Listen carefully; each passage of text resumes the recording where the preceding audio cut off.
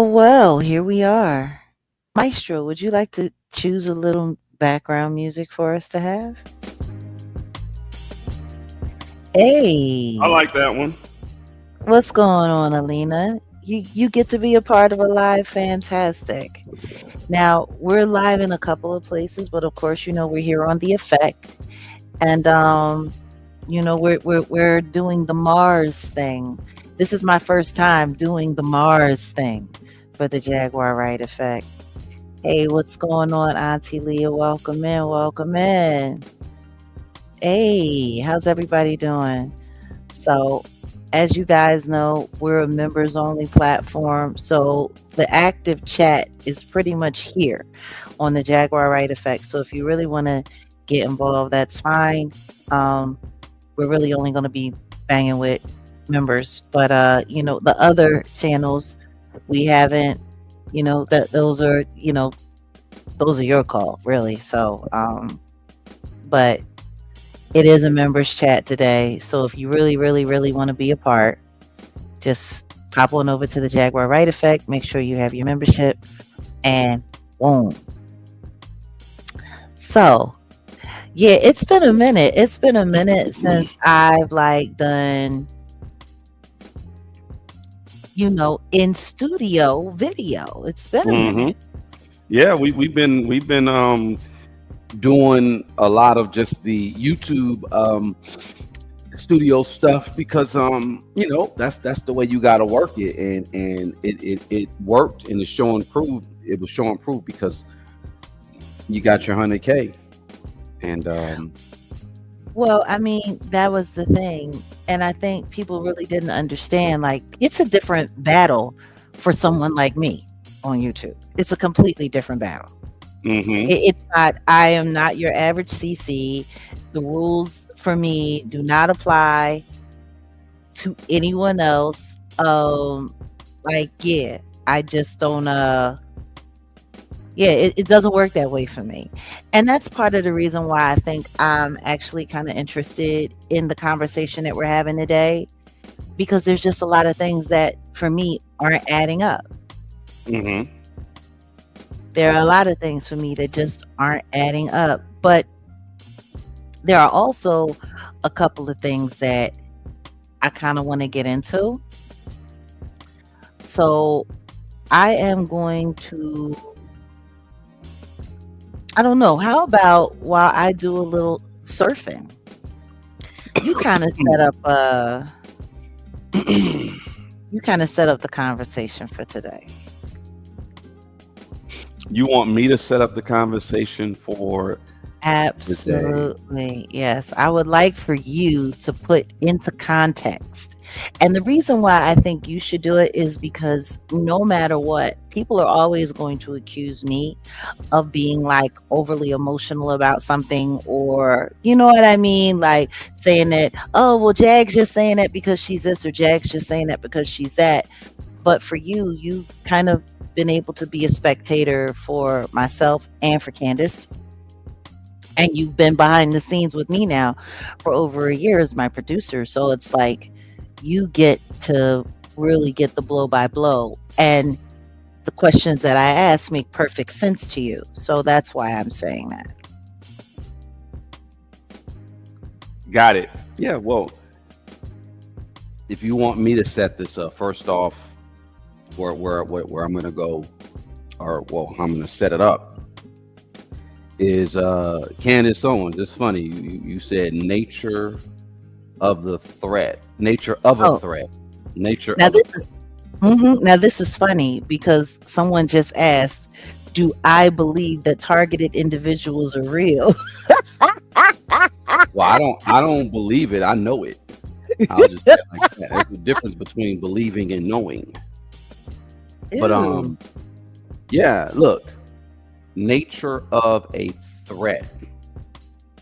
So the title you have here is Journalism, Psyop, or Telenovella. And it's in my opinion, it's a little bit of both, but let me set it up, or a little bit of all three, right? Because if you look at the way journalism is just in general, for the most part, journalism for the most part should inform the masses.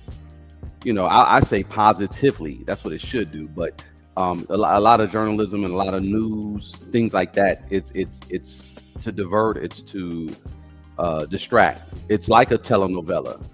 And what you're going to talk about today is how this whole Charlie Kirk, Candace Owens, Brigitte Macron situation it's like a damn soap opera, and you ain't lying. I'm gonna get deeper into the Psyop side of the game, and I'm gonna be going off of a few things from Professor Griff's book. In fact, let me show y'all. I got Professor Griff books here because oh, it ain't even coming up on my camera. Wait a minute. There's something interesting that I just found. And what's that? Oh, see, I'm doing a little bit of research. Camera ain't even coming up. So okay. I want to do a little presente. Okay. Share a little bit of screenage. Well, essentially, now I'll be reading from a few things from the good brother Professor Griff, because when we talk about Psyop, he has a book I was trying to show you guys, a psychological covert war on hip hop. It's actually called The Illuminati's Takeover of Hip Hop. And we can relate that to what's going on just on social media in general, of certain podcasters and certain people, the likes of Candace Owens and things like that. And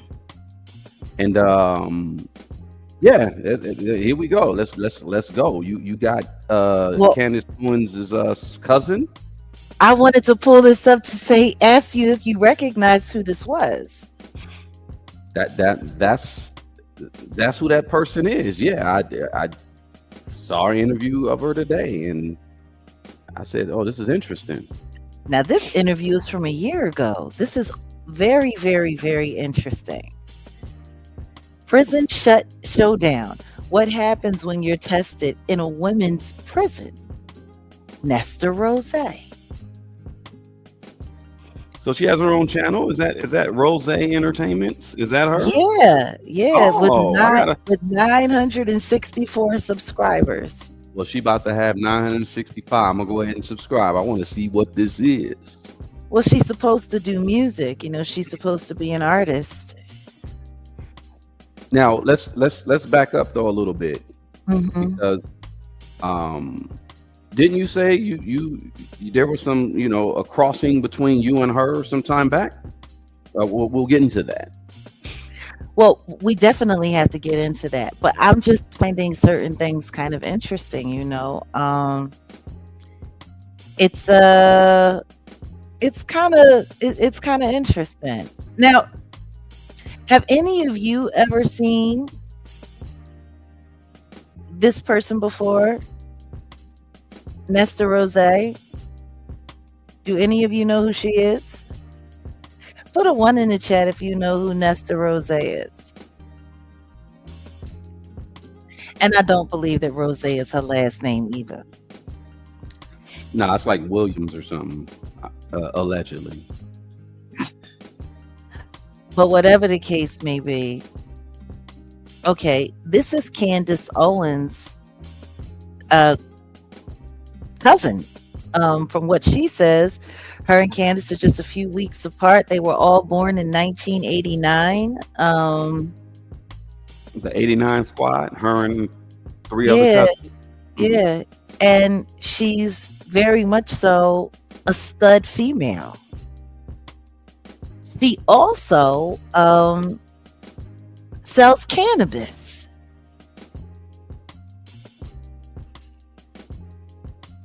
So, it's I just find it interesting, because there are some dots that are starting to come into play regarding her. And then I saw that very interesting clip of her on TikTok.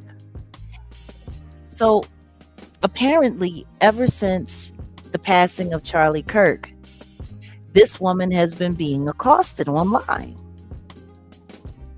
because she's Candace Owens' cousin. And she comes forward and she says that, she didn't support Charlie Kirk. She doesn't believe in his views. Well, of course she doesn't, because she's a stud female. And she said that her cousin is a joke. Matter of fact, I saw there was another. Let me go and Google. She had said something very interesting to the effect of, what was it? Her cousin is a clown and a joke. She's full of crap. Wasn't that what it was? Something like that. It's just wild. Because I don't think I've ever heard Candace speak up a word regarding her cousin, to denounce or any of that. I don't think I've seen any of that. So yeah, hold on a second. Where is it? Where is it? Where is it? Okay, yeah. Here is one of Hey, hold on, Adria Madsen. What do you mean by that comment?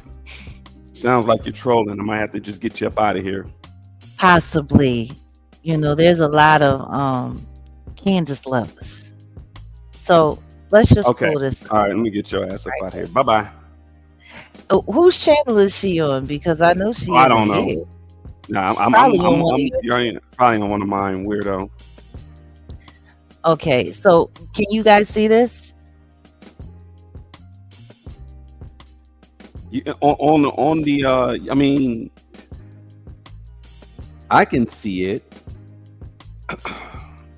Can anyone What see this? you may want to do is, well, never mind, because you could maximize the. Well, hold on a second. Yeah. Yeah, let's Let do it me- like this. I just did it. I just maximized Okay, it, but cool. I was gonna say, yeah. So I don't know what's going on, because I could have swore to God I pulled it up on the monitor and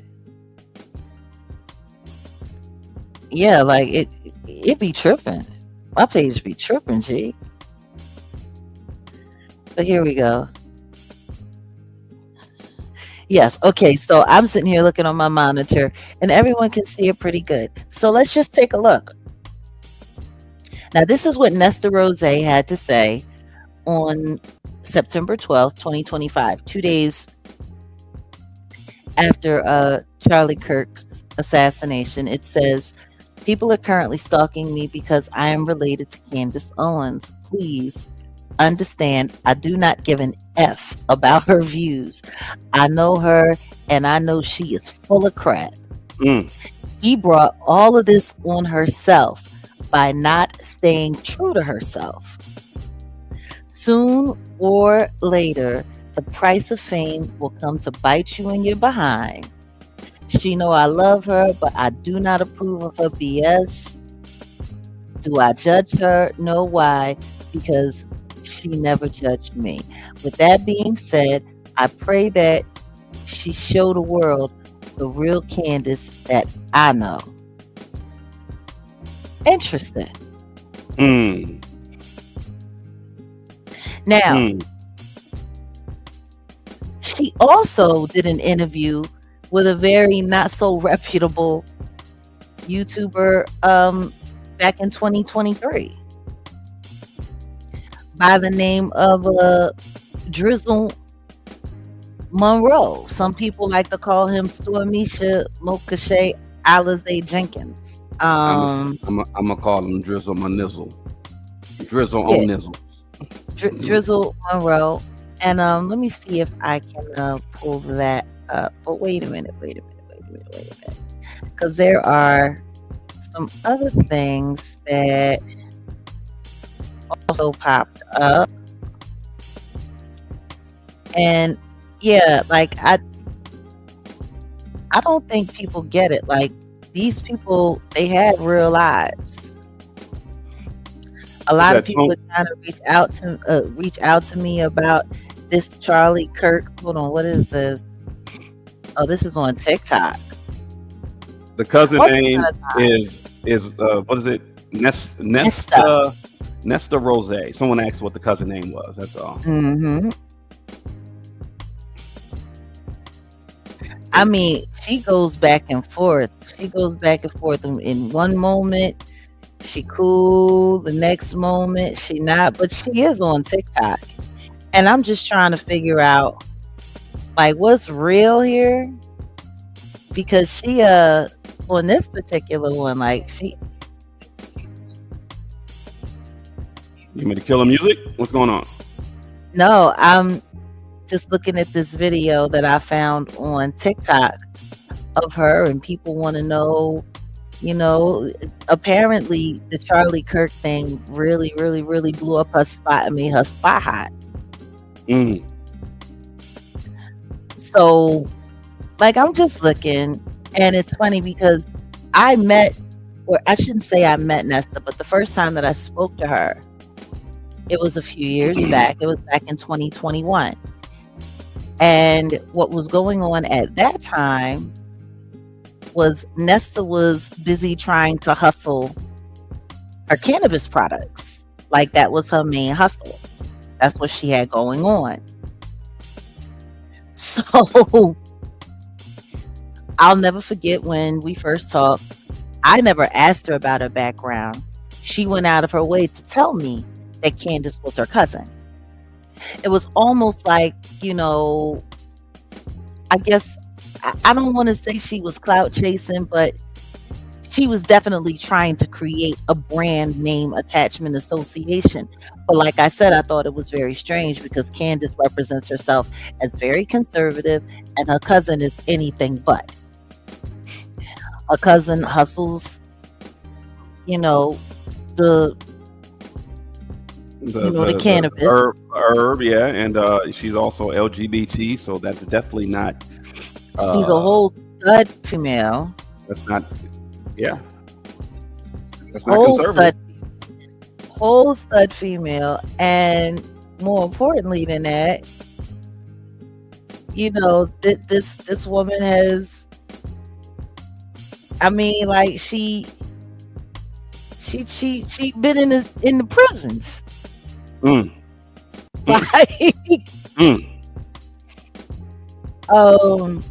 that's wild to me because she seems to be like everything that Candace always speaks out against when it comes to the Black community.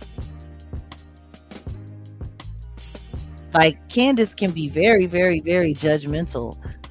And I've never heard her once say anything about her openly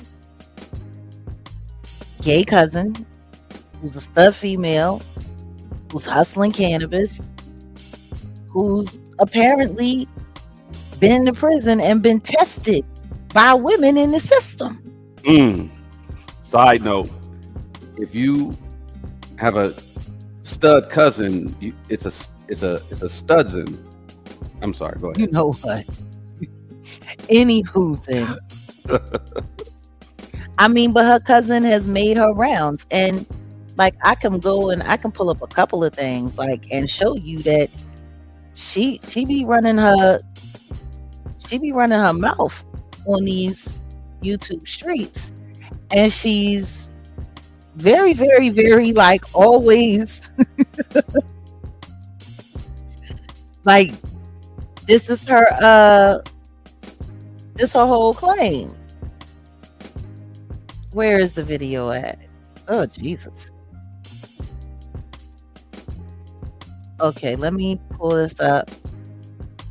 Why isn't it popping up? That's funny. His channel's popping up, but oh goodness, that really? Huh?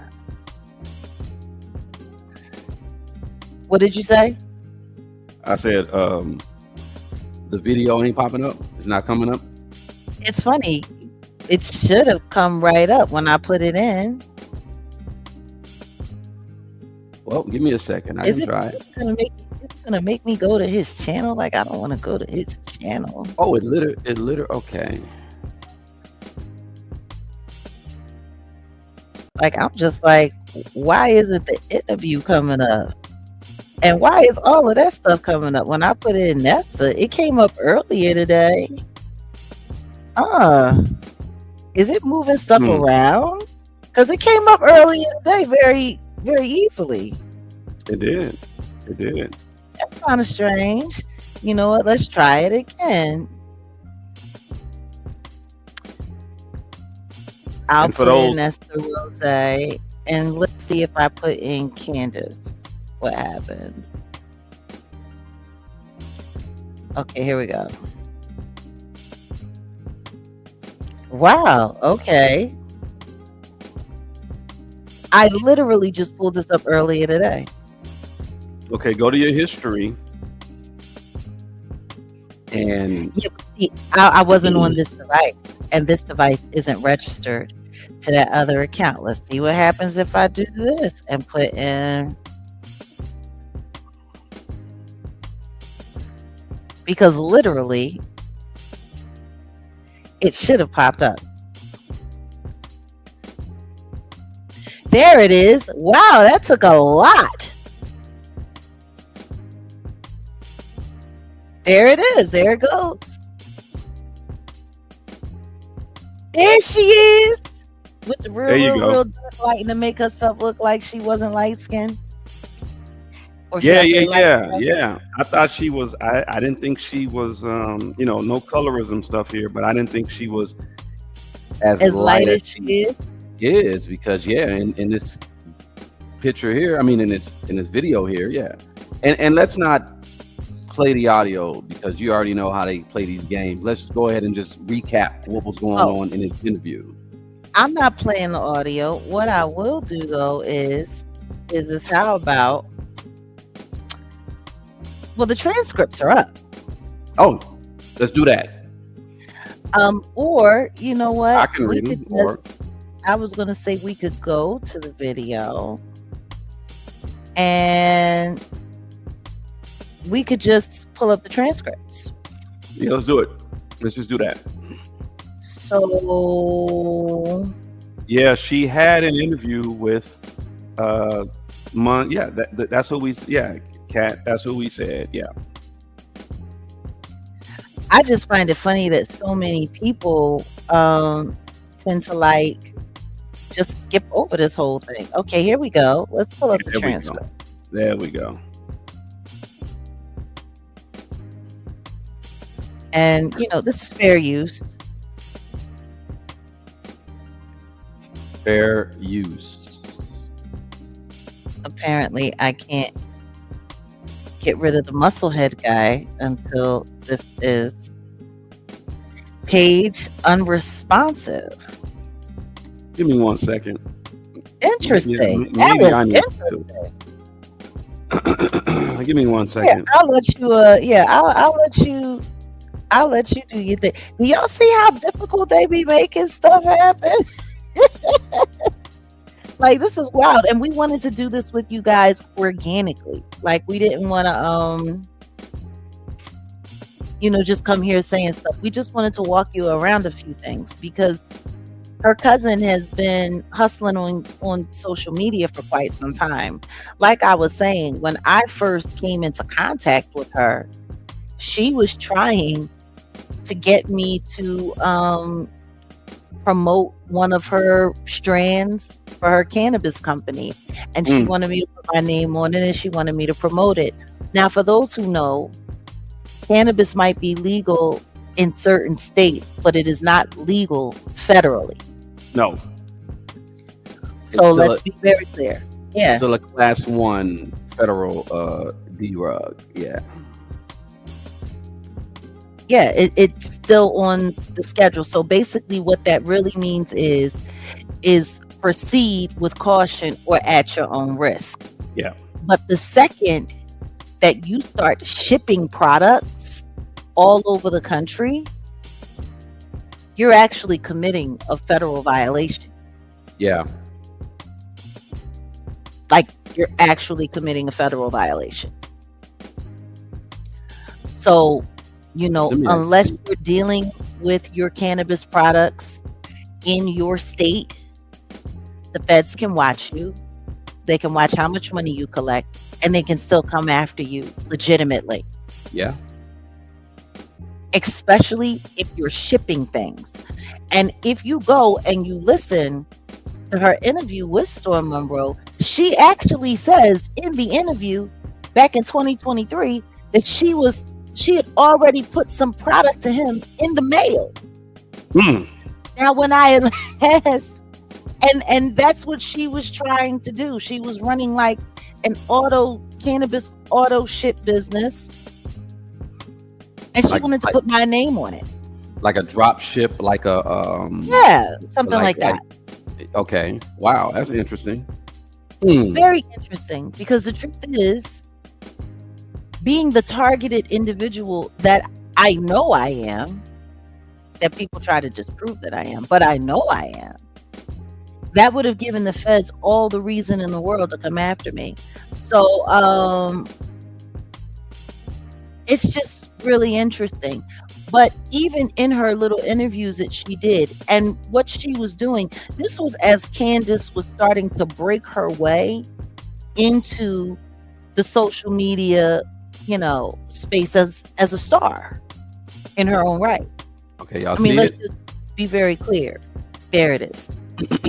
Okay, I'm trying to see how to focus on the transcripts, but it is what it is. Let's just go for what it is, I guess. I don't know. I could pause and then and the funny thing is the way the interview was conducted, and I mean, we could pause, we could stop, we could do, we could go back and forth, whatever the case may be.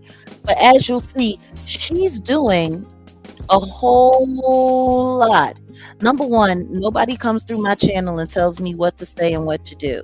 Okay? Oh wait, who's doing that? I will have my conversation as I see fit. Who's over here trying to dictate? They're not saying that here in the effect. So clearly they're over somewhere else. I know. Let me see who how it I is know. so I can get rid of them. This is how I know. I already deleted the comment, but if they come back talking fly, I'm going to get rid of them for good. But they sitting there talking about show the receipts. It's funny. People say less yapping. Do you know how much yapping Candace Owens does in her broadcast? How much yapping she does? She does a ton of yapping. Lots of yapping. Matter of fact, there is a fair use clip that I would like to pull up of some of her yapping. Go ahead. Oh, no, we can wait, because I want everybody to be able to just get a gist of this conversation. She came over here, and it's funny because this is what they used to use this weirdo for, Mr. AI. Well, yeah, and just so you know, DX, that's exactly what we're going to be questioning. We're going to be questioning some of those receipts, because the receipts ain't receipting all of the way, but we'll get there. I don't understand why we have to be in such a rush. Yeah, it's a Saturday. I think everybody got a little bit of time today to just we take our time over here. Yeah. We don't try to rush through anything. We don't do that over here.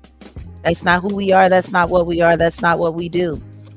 And part of the reason why we do that is because we want to make sure that nobody misses anything, even us. We want to make sure that everything is clear. Like, I could do 8-minute videos. I could do 10-minute videos, and I kill. I totally kill the game. I could easily do that. Trust me, it's much harder to do what I'm doing. But the reason why I do what I'm doing is because I want to make sure that everything that I say can stand up to scrutiny and can pass the sniff test. I always find these people who want to rush through everything something. But I'm going to tell you what those comments are telling me, and what they are showing me, that somebody's up in their feelings and somebody is a little bothered at what we're doing. It's time to change the logo right there for this segment. Fuck you mean. Oh. Oh. So, once again, this person, Nesta Rose, who represents herself as Candace Owens' first cousin, who is an openly stud female who pushes cannabis through a drop ship business and apparently has spent some time in jail, getting tested while she was on lockdown.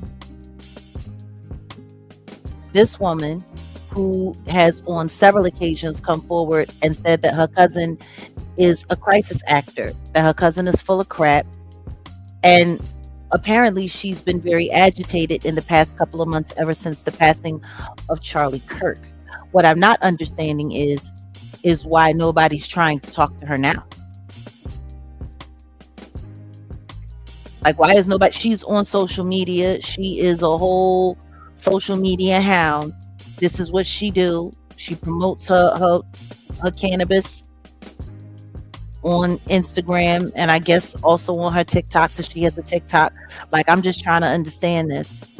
People are going around asking questions about this, asking questions about that. Why isn't she popped up at all in the midst of all of this? Well, they allow and they allow certain individuals to come up and, I mean, she could easily contact media, though. I don't know. I don't think maybe she has a manager, agent. I don't know. But no, because the way Nesta came to me, it wasn't, it was very interesting. And it was who she came to me through. That was also very interesting. Nosy Ho Live. Oh. Nosy Ho Live was the person that introduced me. And see, when I go back and I look, they're always trying to introduce me to someone who's compromised. They're always trying to introduce me to someone who's trying to push something on me, or get me to do something, or get me to co-sign something, or get me to say something. Me doing any kind of deal with her could have been very dangerous. Oh yeah. Yeah, they could have easily roped you up into some conspiracy case, or like I said, at least DRUG traffic to the like, that's easy. That's an easy one, but ain't no telling what else was going on with her. You get what I'm saying? So so you say she was in prison, and she was in prison before? Yeah, she just did an interview a year ago. Did she disclose that information to you, that she was in prison? Well, no, she never told me that she was a former prison inmate. No, she never said that to me. Not at all. What she did tell me is that she was Candace Owens' cousin, and she didn't like to advertise it. Her family don't really agree with what Candace is doing. What she did allude to was that she thought that her cousin was an op for the government. She did allude to that. She told me, she's glad that she's her cousin because of her government ties, that it might help her out in the future. So she was a whole, like, she literally fingered her cousin as a whole op back then. And it's so interesting because people have asked me, oh, why don't you like Candace? Or you don't like Candace, why don't you support Candace? Why don't you support Candace? Because I met her cousin. And apparently Candace was trying to get involved in the music industry at some point in time as well. Her cousin is supposed to be some kind of artist, I guess some kind of rapper. She got a music channel. Yes, Nosy is messy. So once again, it was Nosy Ho that was affiliated with Nesta Rose, who calls herself Candace Owens' first cousin. I'm just trying to find it. I'm trying to understand the disconnect here, because your cousin is involved. She's pushing cannabis online. She's going to different people.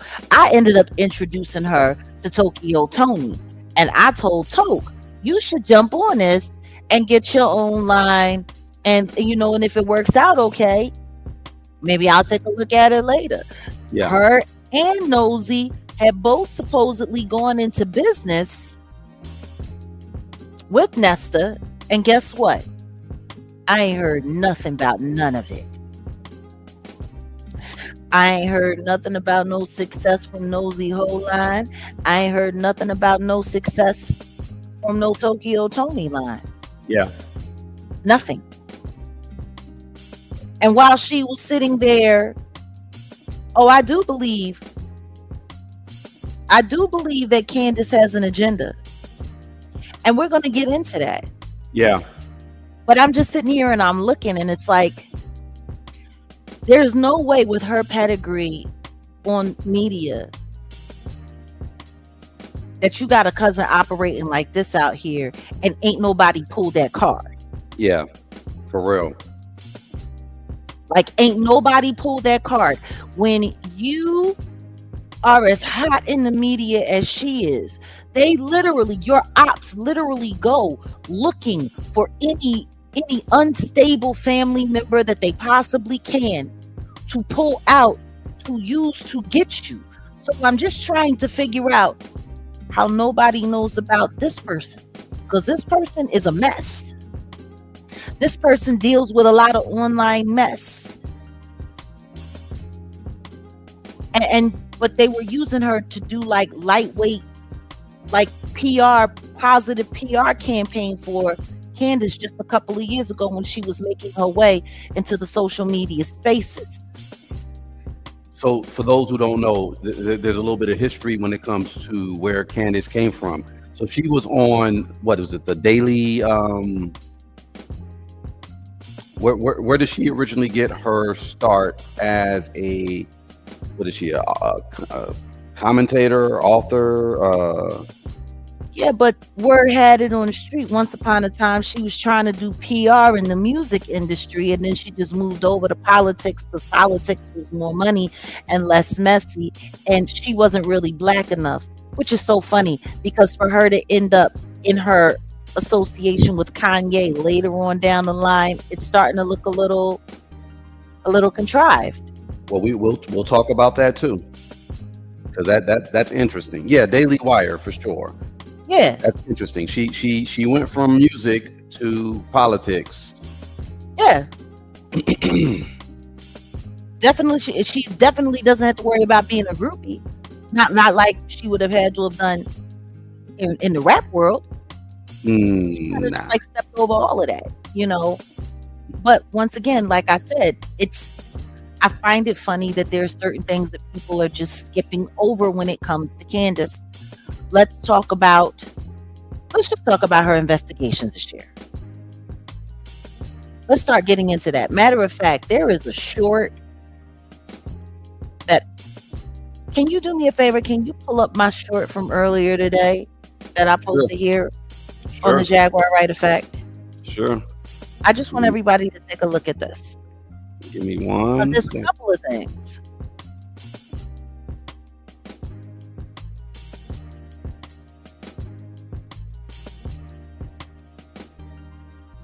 That is true. She did turn on me. Oh. Yeah, she did all that. Yeah, Nosy Ho did all of that. She tried to set me up. She tried to get my ex-husband to go crazy and lose his mind and, pow me. Oh yeah, she tried to do a whole lot of stuff because she wanted to be in control of the Jag content. Isn't it funny that when it came time to all of that, she ended up getting taken down by the robot. And then the robot wanted to take over control of all the Jaguar Wright content. Isn't that funny? It's like there's a bounty or something. Like I swear to God, they treat me like I'm Moby Dick. They really do. They treat me like I'm Moby Dick. But anywho's in. So here is the short that I posted up earlier today. Now, I want y'all to understand, this is just an excerpt. You can see the short, or you know what, better yet, why don't we just pull up the interview? Why don't we just pull up the segment? We can run this fair use. This is French news, French media, like actual French news, French media. Well, which one? What number? Hold on. You, give me 1 second, because to be honest, It's a lot going on. Give me 1 second. I'm gonna do this real quick, right? Yeah, do this. We're gonna run this. Assassin has never been part of the Foreign Legion, and if he hasn't served in an American unit, he cannot therefore be trained by the French Foreign Legion. Now, regarding what we saw in Candace Owens' post about joint training between American and French forces, well, that has taken place. That did take place for 3 weeks in August. That has been confirmed. But this isn't a secret operation in any way. It's been well published on the sites by the French army and on their social media as well. Go ahead. I think let me find up the whole clip because No, I don't want to ruin it. I know what's going to happen next. I don't want to ruin it. Go ahead. No, I want to grab it because I just want people to really, really, really start being responsible for the stuff that they're believing and the things that they're saying, because that's the biggest problem that I have when it comes to Candace Owens overall. How quickly people are able to just believe whatever she has to say. Like, people literally just believe whatever it is that she has to say. They don't question anything. They don't ask about pedigree. Nothing. They don't look into the background. We go ahead. It's interesting. That's why I was like, let me stop that because I didn't want to kick the chair because I think. Oh no, absolutely. Hold on a second. Let me just get this all teed up over here. I found the interview. Okay, go ahead. Let's present this right here. Okay, we gonna present this right here. Where is it? Hold on a second. Now, why isn't it showing up? That's crazy. That's super nuts. Okay. Well, go ahead, do your thing. No, let me say what's up to the. Yeah, please do. Yeah. Let me just say what's up to the everyone who's tuned in. We got a lot of OGs in the building. Kat in the building. Alina, she's back, and Ashur, you're over here asking the questions. Appreciate it. Inkia, is that your name? Juju, of course. Myrna. Appreciate everybody who's in here. If you look on the upper left hand side, you can scan that. We got these shirts that are pretty much what, like I don't know what can we call these shirts? Oh, there you go. You presented that, and I was trying to a mission statement. Go ahead. I'm gonna Go ahead. You can present it. Yeah, God says no. There we go. That if you scan that, that'll be just a way that you could support Jag. And yeah, with the whole thing with the bad boy going to jail, y'all know who we're talking about. This is, like you said, a mission statement. That's what it is. Now, let me remove this and let's get into this here. Now, I just want to say before we get into this, because this is a really, really, really good comment. This is a really good comment. Wait a second. Here it is. Okay, so she says, yeah, but she kind of brings evidence for stuff that looks semi-real, and it's like, interesting. Oh, you had to leave and come back because the chat was being weird and it kept freezing. Well, you got 3 different places where you could come to. If you really want to make sure that you're involved in the conversation, then come on over to the Jaguar Wright Effect. We are a members only community though, so you would have to get that, and you could come sit over here, or you could stay where you're at. It doesn't really matter. Like I said, we opened it up. So yes, that was Storm McDrizzy's on the thumbsies with Candace Owens' cousin. The very interesting and very I guess talented it's something Nesta Rose. So anyway, let's take a look at what the French public news has to say. Vedek Bahel is here on set with me. Hi, Vedek. Can you hear it? Hi, Yinka. Yep. So, American far right influencer Candace Owens has long had tensions with the French presidential couple due to sharing unfounded conspiracy theories against them. She's recently shared a new theory that the Macrons are plotting against her life. Let's get into it. That's right, far-right influencer Candace Owens. Well, she's long been feuding with the French first couple over her persistent and unfounded conspiracy theories that Brigitte Macron was born male. In fact, she said she's even willing to bet her entire career on it.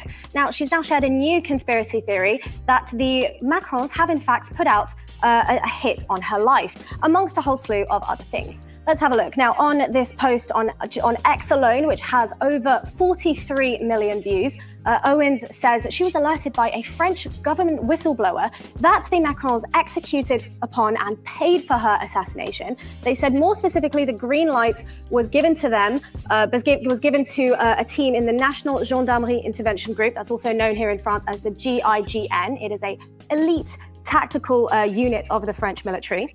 Now, she also goes on to allege that Charlie Kirk's assassin, Tyler Robinson, trained with the French military with multi-state involvement, and she goes on to claim that journalist Xavier Poussard's life is also at risk. Xavier Poussard is a French conspiracy theorist who is also well known for propagating this conspiracy theory that Brigitte Macron was born male. So there is a lot to unpack here in these claims by Candace Owens. She said a lot of things, but there is actually, these are allegations that she's put forward with no factual foundation. Now, she is continuing to post online about this. Her latest claims is that the Macrons moved $1.5 million to put out this hit on her life. And she said that French legionnaires spent 3 weeks in the United States training with US Marines in California, but also in Camp Riley in Minnesota.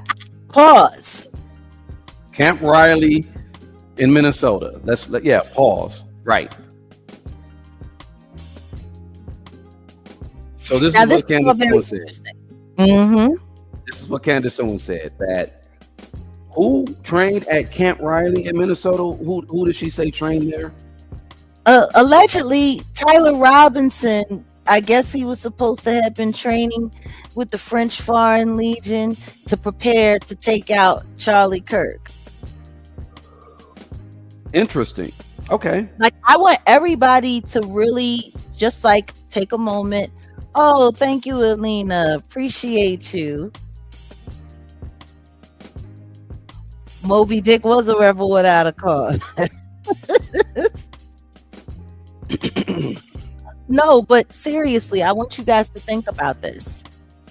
Earlier this year, after she started attacking the President of the United States and telling everyone in the world how she regretted that she ever encouraged people to vote for him, when she encouraged millions of people.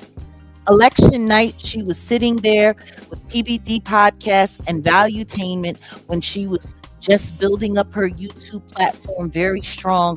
And everyone knows PBD and those guys, they are over there, right-wing conservative. Like, she picked up a lot of steam with them after the whole being fired from the Daily Wire and all of that. So, and it was interesting because even they were talking about this, and they were sitting there saying how everyone thought that he was going to hire her and he was going to bring her over there. But for whatever reason, he said, you know, they had a good rapport, but she was best on her own.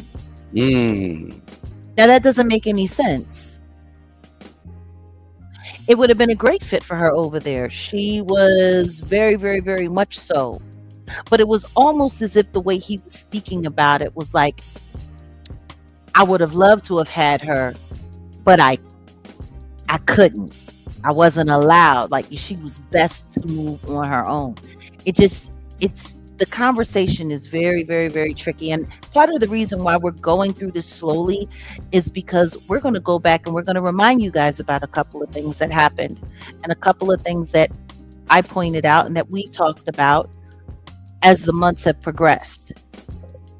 She went from attacking the president and the presidency and talking about this and talking about that, and then instantly she jumped right off into going in on the French. But that was only after her Harvey Weinstein expose fell flat. I think people are forgetting that. She was talking about Harvey Weinstein. She went from Kamala Harris. She did a Lennon honor tour. Oh, damn. All over Kamala Harris's indigenous roots, her qualifications. I mean, and that was funny though. The Kamala Harris thing, and I almost forgot about that. Make Kamala Indian again. That was hilarious. Yeah, greens in the tub. Yeah, that was funny. It was yeah. I mean, like that's funny because she attacked her black status, but the only rap song that she can give you is the Fresh Prince of Bel-Air. And her cousin said she's never seen her in all their life ever be involved in a relationship with a black man. Not never, not ever. She's only been with white guys. So it's just interesting when you look at it. I mean, but then again, it takes one to know one. Oh. It would take a token to know a token. So let's just be clear. Because that's the one thing that, I mean, at least we can say we know that Kamala has gotten down with the Brown, the Montel Williams. That was a very interesting moment in her life, wasn't it? So was Gavin Newsom before or after him? I guess after. I don't know. But anyway, I digress. She went from make Kamala Indian again to help Trump win the election to Trump is a terrible president. I wish I had never done it. Oh, I have this great expose on Harvey Weinstein, and I've been talking to Harvey Weinstein, and yes, he is amoral, and I'm not sticking up for him, but you need to hear what he has to say, because the things that he has to talk about that happened in Hollywood, and the people that this and the people that that, and wait till you hear this and wait till you hear that. She totally abandoned that investigation. Like, did we even get anything real from her on that whole Harvey Weinstein thing? And then the next thing you know, Harvey Weinstein was quietly convicted again. He got a retrial. He was convicted again, and now he's in jail, and ain't nobody talking nothing about no Harvey. Isn't that interesting? And it was wild because he was so invested in speaking to her, like he thought his voice was finally going to be heard. And I asked myself, even back then when that whole thing happened, how did she score that? Why did he trust her? And what is this going to lead to? And it's kind of strange because it was like she gave him all of this hope that she was going to get his side of the story out there. And then the next thing you know, it was just quiet. It's kind of like how Oprah Winfrey did with the Russell Simmons story. Like, she came in pretending that she was going to give Russell Simmons victims a real voice. They brought her in to handle up on that case, and then the next thing you know, she found a way to discredit all of the victims, and then said, "Oh yeah, well, this isn't, and shut the whole story down." While Russell caught that midnight flight to Bali, and that was that. Like, honestly, when I look back at it now, her Harvey Weinstein so-called expose and interview series feels more like a cover-up than anything else. Because the way she was talking like Harvey Weinstein was about to come out and he was about to finger some people. But I'm gonna tell you one thing: Harvey Weinstein did business with Diddy. He did business with Jay-Z. He did business with a lot of people. He did business with Epstein. And he feels like he got framed to take the rap. Like, it's wild. Like, Harvey Harvey Weinstein and R. Kelly are like the two biggest fall guys. It's like they chose a black fall guy and a white fall guy. And then, that was supposed to be it. And now Diddy, he's the sacrificial lamb for all of the evil in Hollywood, and he's just going to take the brunt. Like, it's just really wild. I was reviewing a few things when you talk about Diddy with what Professor Griff wrote in his book, The Psychological Covert War on Hip Hop. And you and I, we're gonna have to go over some things because there's a lot of stuff that I totally forgot, and it just kind of like went over our heads just dealing with Diddy. Just, I mean, not to deviate from the original conversation, but he started talking about the situation with Diddy getting off from the 99 2000 pounding situation. He also mentioned something about Jay-Z having that that spat with Chris Starr, right? It was something going on with that or whatever. Overall, though, it's essentially like back to Candace and back to the whole thing with I didn't mean to do that. That was the wrong person. Oh damn, that's messed up. I'm okay. sorry, Ashira. No, I didn't. I was trying to get rid of somebody. I don't know how to unban you over here just banning like a mother. Wow, that's cold. No, Ashira. Is she on your page or mine? No, she's on mine. She's on your page. Yeah, Ashira, if you're there, just come over to the Jaguar Wright. I unhit it. No, I unhit it. Quit good. Quit doing my people like that. Quit doing my people like that. I wasn't trying to do your people like that. I'm trying to get rid of this disc jockey person. Oh, who's that? Let me see. Hold on. That's all right. I got him. Okay, got it.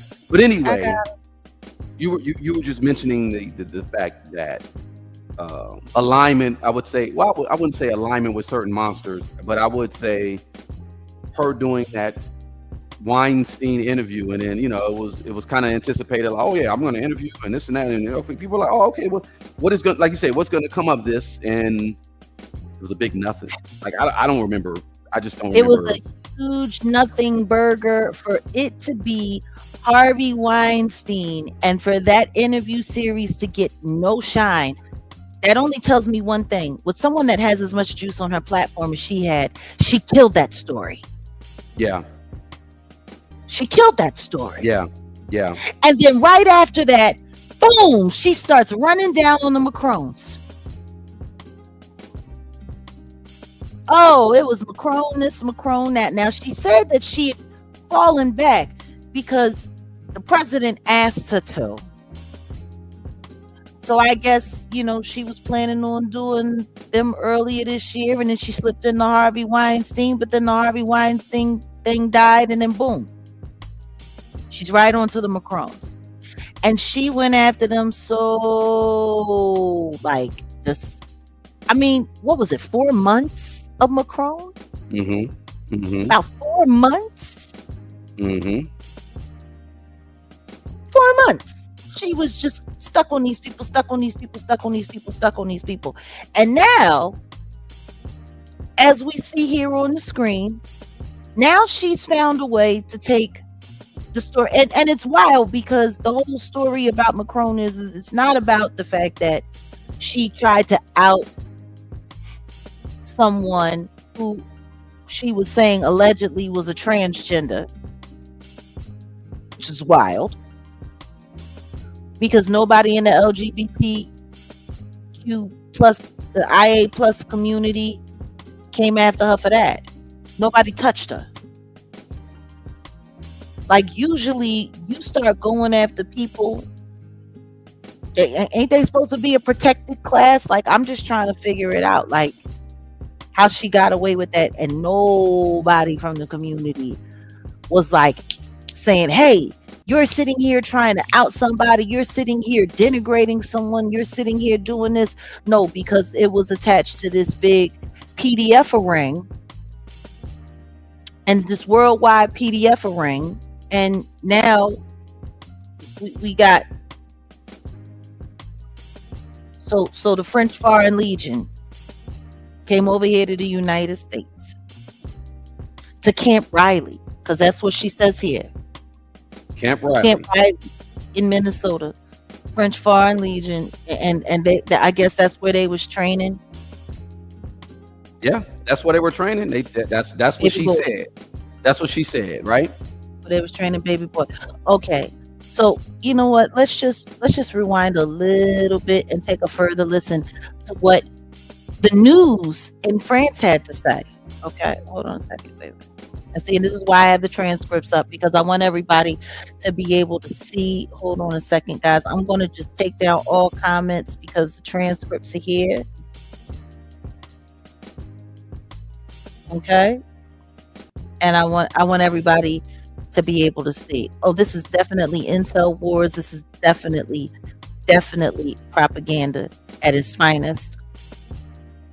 So hold on a second. Let's take a listen. $1.5 million to put out this hit on her life. And she said that French legionnaires spent 3 weeks in the United States training with US Marines in California, but also in Camp Riley in Minnesota. And she says at the end that French foreign legionnaires were involved in the assassination of Charlie Kirk. And Vedika, these claims are admittedly very far-fetched. Is there any evidence to them at all? Well, that's the thing, Yinka. There's not any verifiable evidence to support any of these claims of an assassination plot. These are unfounded claims. Now, we did contact the French gendarmerie directly by telephone earlier today. That's who oversees the GIGN, the unit that she named in her post. Now, they dismissed this claim entirely, and they reaffirmed that their mission for that unit focuses on counterterrorism and on hostage rescue. Now, we also contacted the French Ministry of the Armed Forces. Now, they firmly denied any allegation that the Foreign Legion was involved in the assassination of Charlie Kirk. We can see here in their email to us, they said Tyler Robinson, the Charlie Kirk's assassin, has never been part of the Foreign Legion, and if he hasn't served in an American unit, he cannot therefore be trained by the French Foreign Legion. Now, regarding what we saw in Candace Owens' post about joint training between American and French forces, well, that has taken place. That did take place for 3 weeks in August. That has been confirmed. But this isn't a secret operation in any way. It's been well published on the sites by the French army and on their social media as well. But what we did get from the French Foreign Legion is that they firmly denied that there was any training that took place at a Camp Riley in Minnesota up to the date of Charlie Kirk's death on the 10th of September. And why is that? Well, it's because Camp Riley, as confirmed here by a former congressional chief of staff in Minnesota, is because Camp Riley does not exist in the state. Now, there is... Pause! Did y'all hear that? Did you hear that? Yeah, there's Camp Snoopy and there's Camp Flognaw and but no Camp Riley. There's Teddy Riley. There's Rye Bread, but no Camp Riley. I looked it up too. I said, wait, what? She can't be just throwing out names. Maybe it's another Camp Riley somewhere else. There is no camp. Well, there's a Camp Riley, but it's not an official. It's not like a military base. It's a children's summer camp. It's a summer camp somewhere in like Arkansas. Yeah.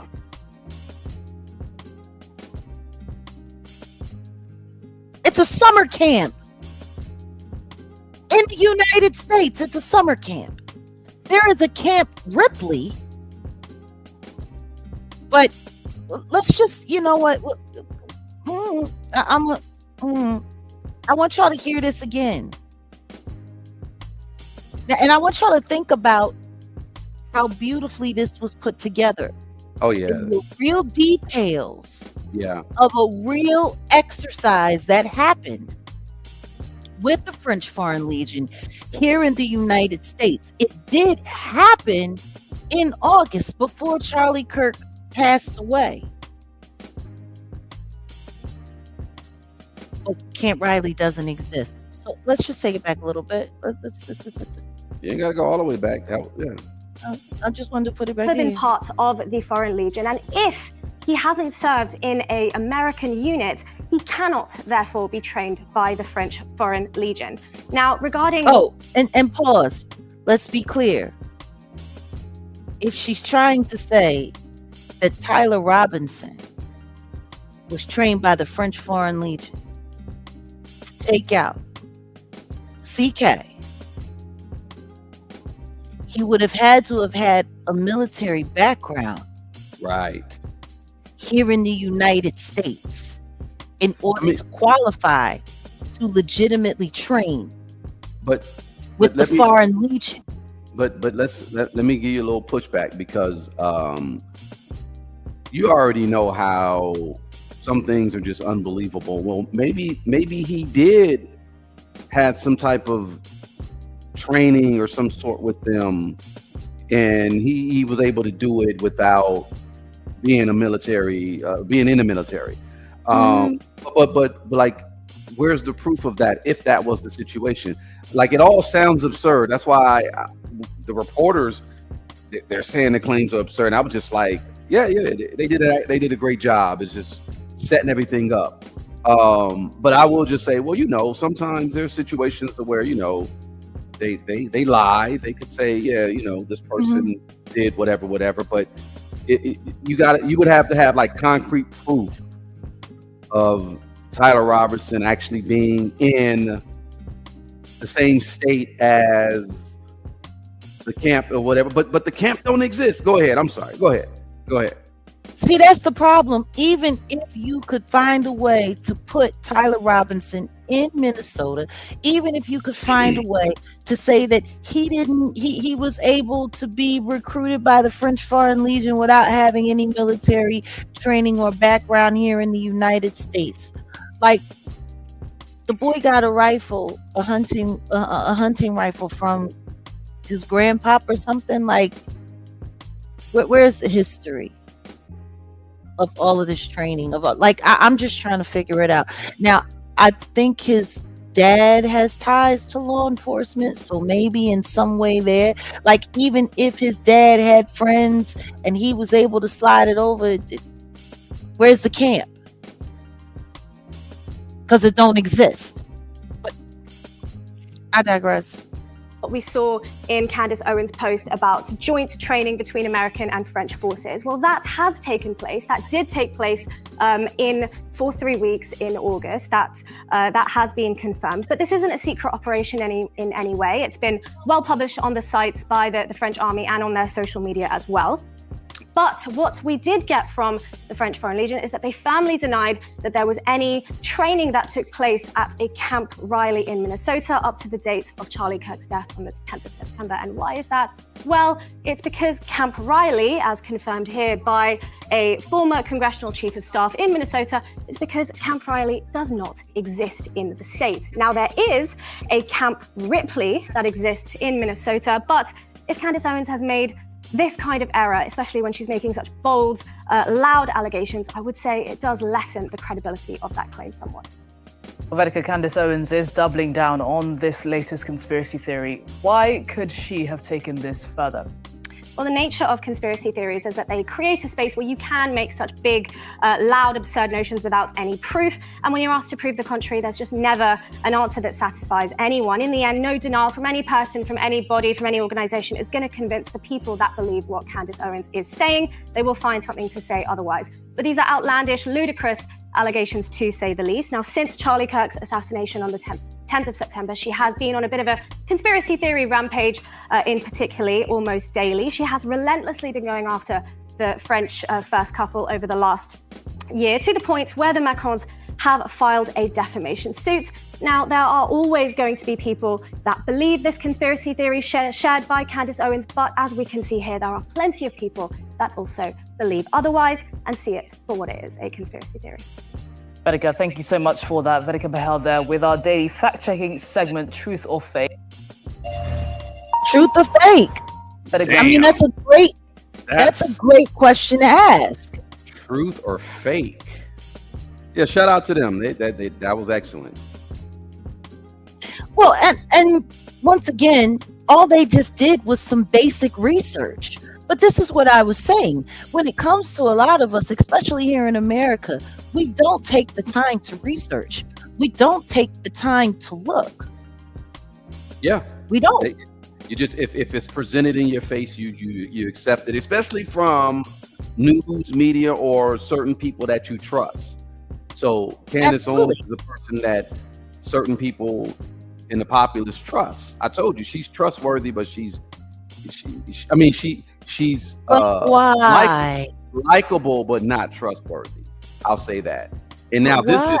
this just kills her credibility in my opinion, because I'm like, why would you throw something out there and it just doesn't make any sense? But you ask, why is she likable? Yes. No.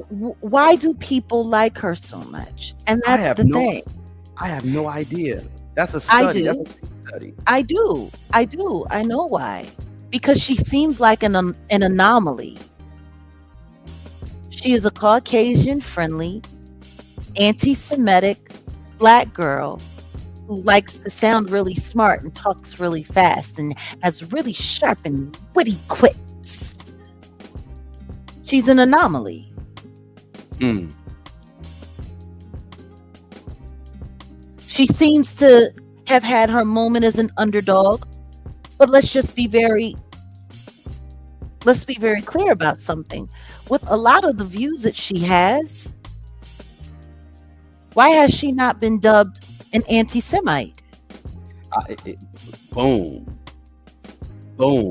Yeah. Kyrie Irving did nothing more than post a documentary. He referenced, a documentary that was on Amazon Prime about, yeah. Well, listen to me, and I hear what you're saying. It seems that way. I know plenty of people who are intelligent, and then I know plenty of people who aren't intelligent who seem intelligent.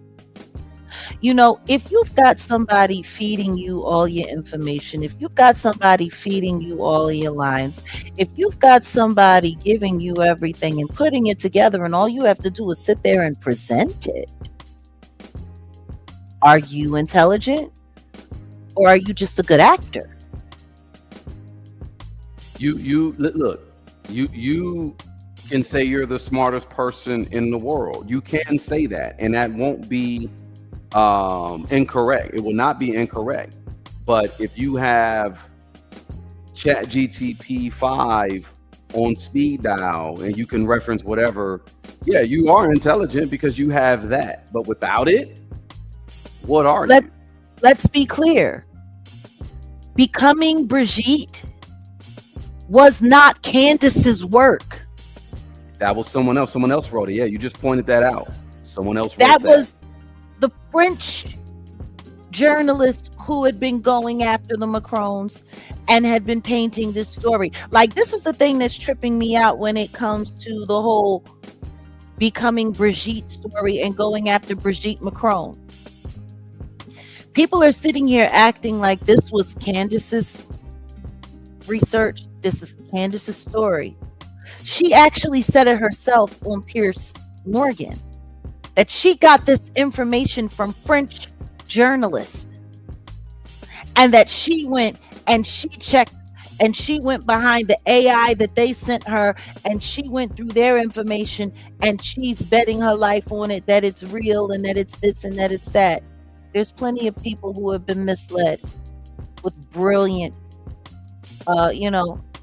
bullshit. Mm-hmm. Plenty of people have been misled with brilliant bullshit. It happens here on YouTube all the time. There are people passing brilliant bullshit here on YouTube all the time. People are gobbling it up. They're eating it up. It happens all the time. Thank you, Leilani. So much, Leilani. Appreciate you. It's part of the pyramid of manipulation that Professor Griff refers to in his book, the media side. There's many different levels of manipulation, the levels of knowledge and the hierarchies within certain institutions.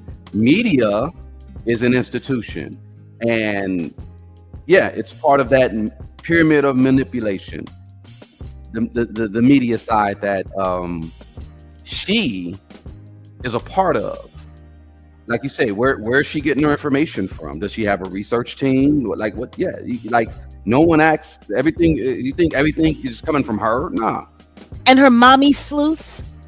Stop. Stop the cat. Fuck out of here. Let me put back up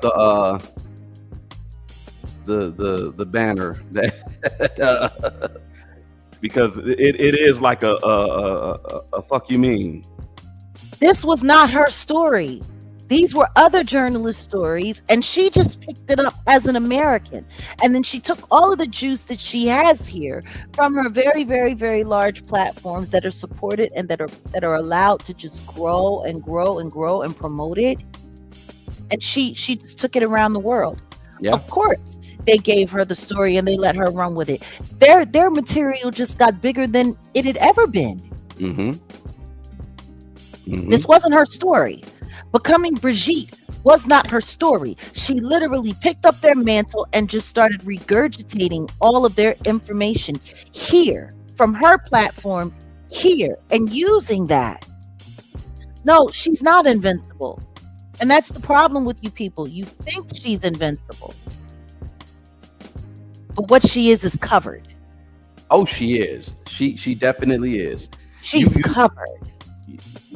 You just got to follow the money, because like you say, when it comes to media, that segment of the entertainment industry, if she say certain things about certain people, it's automatic shutdown, right? But they haven't shut her down. They fired her, but then she didn't get shut down like how Nick French Fry did, and she's able to just do what she needs to do. She's on assignment. She's on assignment. I'll just say it like that. She's on assignment.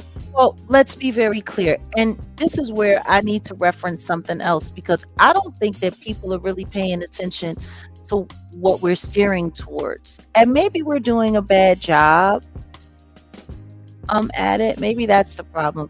Maybe we suck as commentators. Maybe we're not making it obvious or plain enough. But oh wow. Oh, that's scary. That's scary. Like YouTube is doing whatever they had to do to get their disinformation squad. What happened? Back into, I'll tell you later. I am not going to speak about it. I'm not going to speak about it at all. Like, I'm not speaking about that. That foolishness is a hot mess. But, personally for me, I like following people from both sides of the aisle. I don't claim any side of any aisle. I guess you could say I'm an independent. I don't know. I guess that's what they call people like me. I'm not claiming Democrat. I'm not claiming Republican. Right now, I think there are great disappointments on both sides of the aisle. I think American politics as a whole it's gotten to the point where it's becoming malignant now. It's becoming absolutely malignant. And then when you look at the way they're allowing the propagandists and the liars and the scammers and the fraud to just make confusion. Honestly, our entire country is probably 2 steps from being mentally challenged. Like, everything that they're doing is to confuse people. But there is this one particular commentator. He's very much so right, but I like to hear what he has to say about. Well, he's very much so left, and I like to hear what he has to say about the right, because what he is a great researcher. His name is Reese Waters. You guys know, and I don't agree with everything that he says, and I think that he caps a little too hard for the Democrats on a lot of things. But when he goes and pulls up receipts, and when he goes and pulls up deets on people on the right, he spares no expense. And I personally, I enjoy watching him do his thing. And he does some very interesting segments on Candy Pants, say. And there is this one particular clip that I want to pull up of him. and we're going to call it fair use. Our fair use banner is here, and we're just doing this for educational and criticism purposes, and woo and yada yada yada. So I'm going to pull this up right quick because it's kind of wild, like how obvious a lot of this is and how it's all out there in our faces. But I just wanted y'all to take a look at this because it's just, there's too many mistakes that are made right out there in plain sight that people just do not see. They don't see them, whether or not they choose to see them or choose not to see them. It is what it is, but y'all ain't gonna say that I didn't share it with you. So you guys know I referenced some stuff from this in our other live the other night. This is Reese Waters, salute to him. He just crossed his 600K and now he's at 650. He's gonna be at 1 million in no time. I love how they let some people grow. I do. And I love why they let them grow. But all the same, fair use, and this is from his video. Candace Owens claims she's the next CCAT. Okay, so let's hear what he has to say right here. Other claims that you have made that got us to this point. Well, like I said, someone emailed us and we took our time vetting this tip. We vetted it across multiple government agencies and to really the highest levels of government. So this is legit. I've printed it out and I'm going to read around some parts, removing some parts to provide this individual, who, by the way, I have no idea who this is, but to give him and her even some more coverage. They're taking a tremendous risk. So I'm just going to read this to you guys. Candace, I'm aware that you suspect the government and other entities are involved in the events leading up to and on September 10th. You might have been wondering why SUBTT made so many visits to Wilmington, Delaware, out of all places, and I can personally answer that. The information I am giving you will implicate the FBI and various other government agencies all at the same time.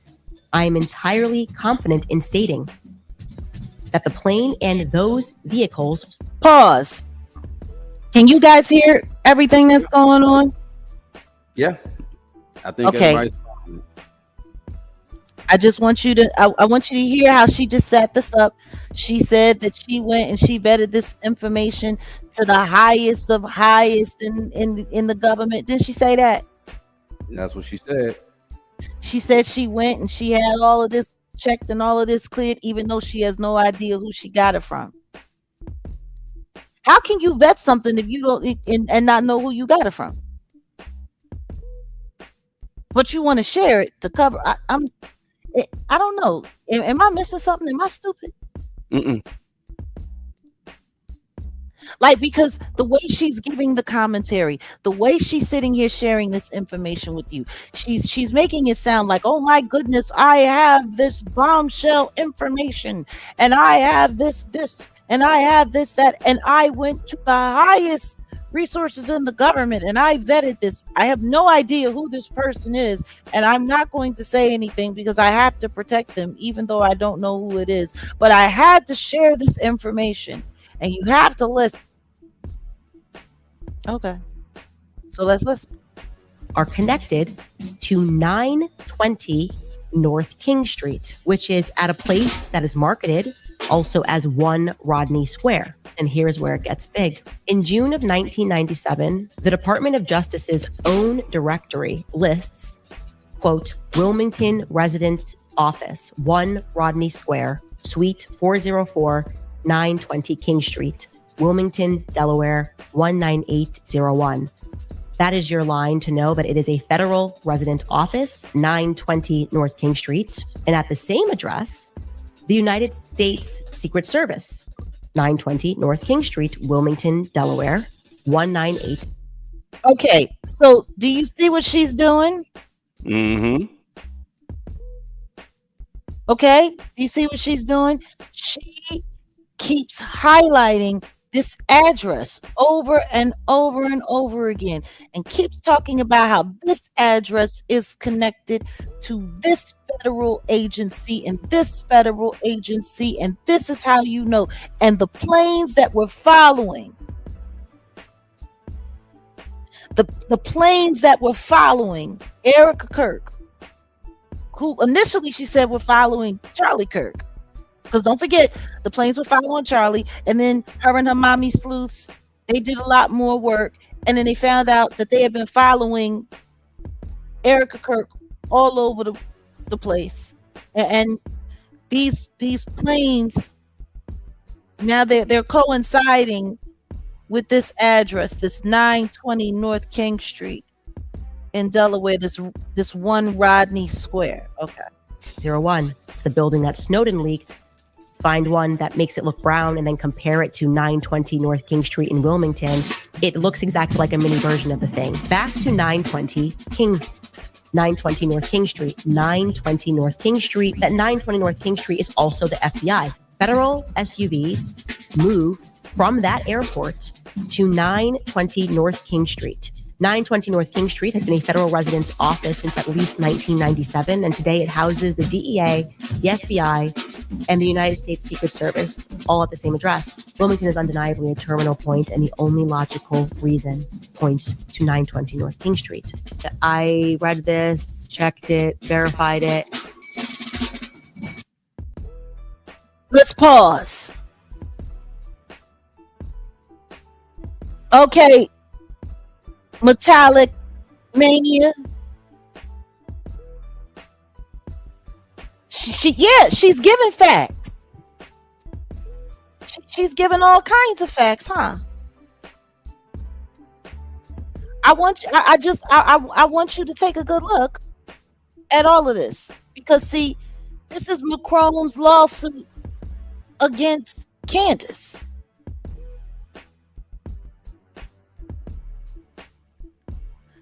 Y'all see this, right?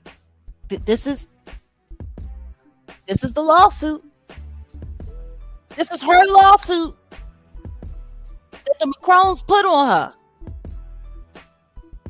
Okay? Fast forward. Uh-oh.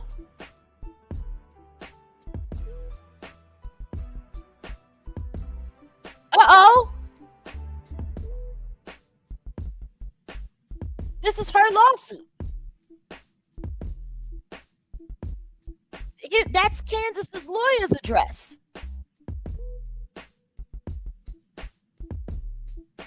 Metallic Mania.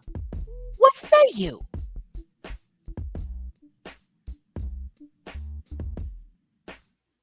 Now let's not forget. What do you mean lawsuit filed and not heard yet? What are you talking about? It's filed and not heard yet. What does that mean? This is the same woman who sat with Tucker Carlson. This is the same woman who sat with Piers Morgan and said that she couldn't wait to go to court. But that same week, she filed to have the case dismissed.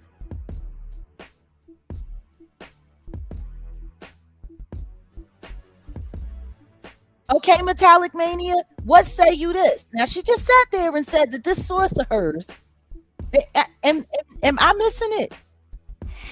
Am I tripping? No. Mm-mm.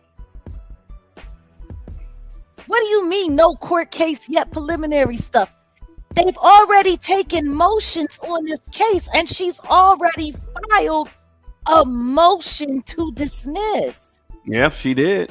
There is. We found that ourselves. We shared that with our audience ourselves. This is the thing. She just sat there and she kept 920 King Street and the Egyptian cargo plane and by the way, I don't know if you bothered to check my thumbnail. That's a picture of an Egyptian cargo plane. It was able to fit the whole Foreign Legion 1st Battalion right there in the front. Huge thing.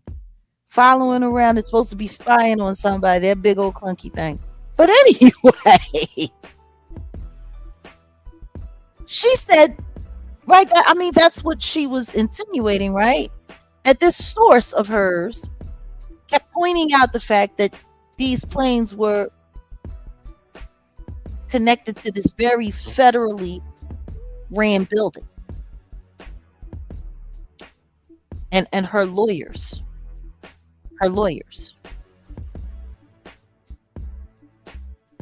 Richard, Layton, and Finger, they're at 1 Rodney Square, 920 North King Street, Wilmington, Delaware.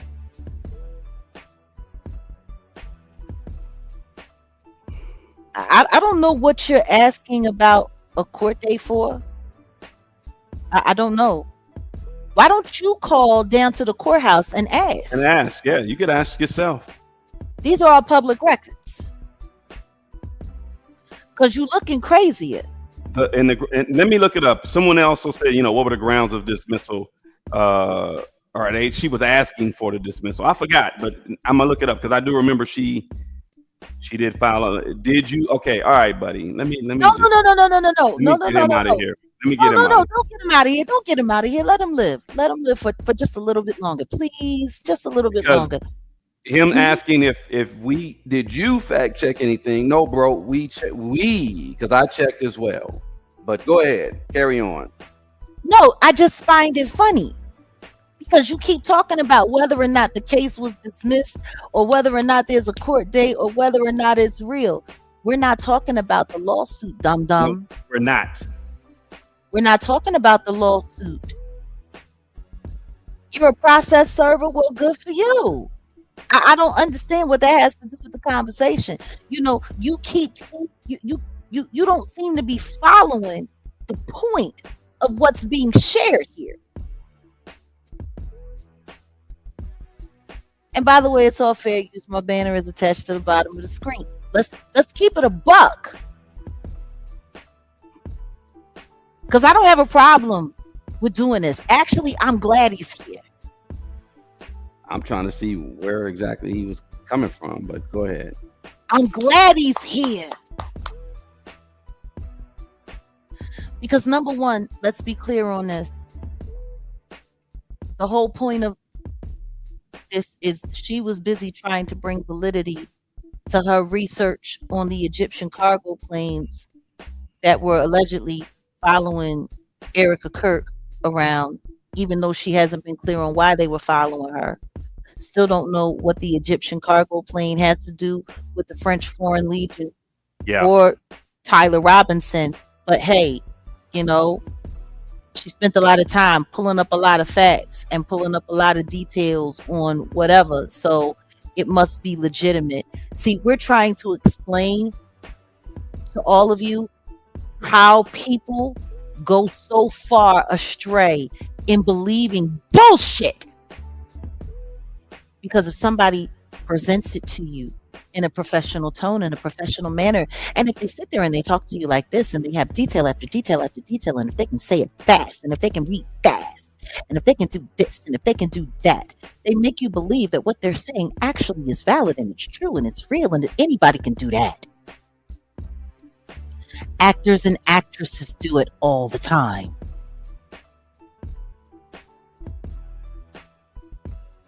All the time. Listen to me.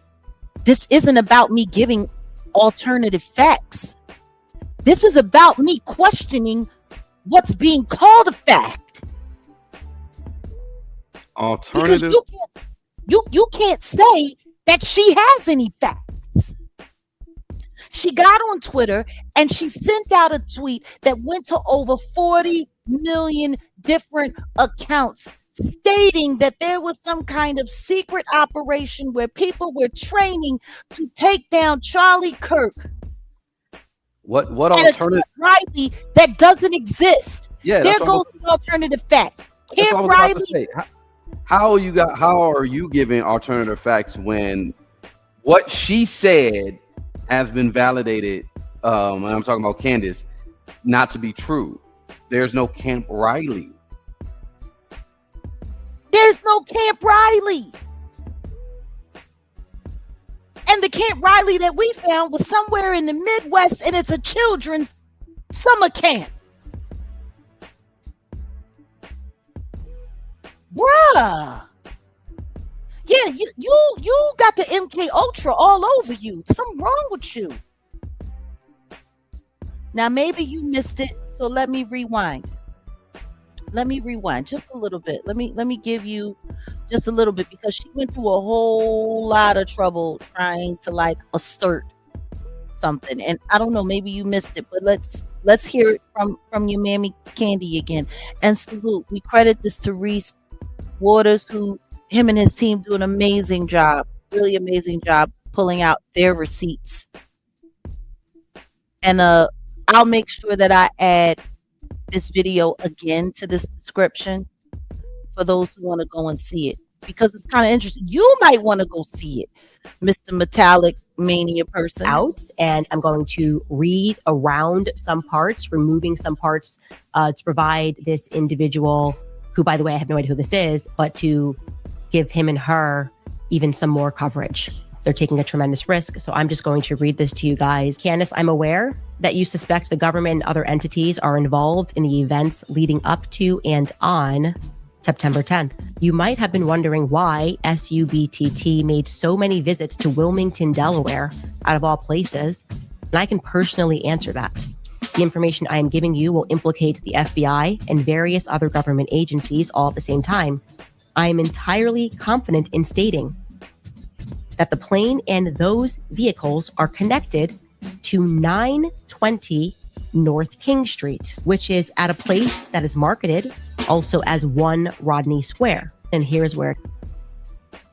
Okay, here you go, Metallic.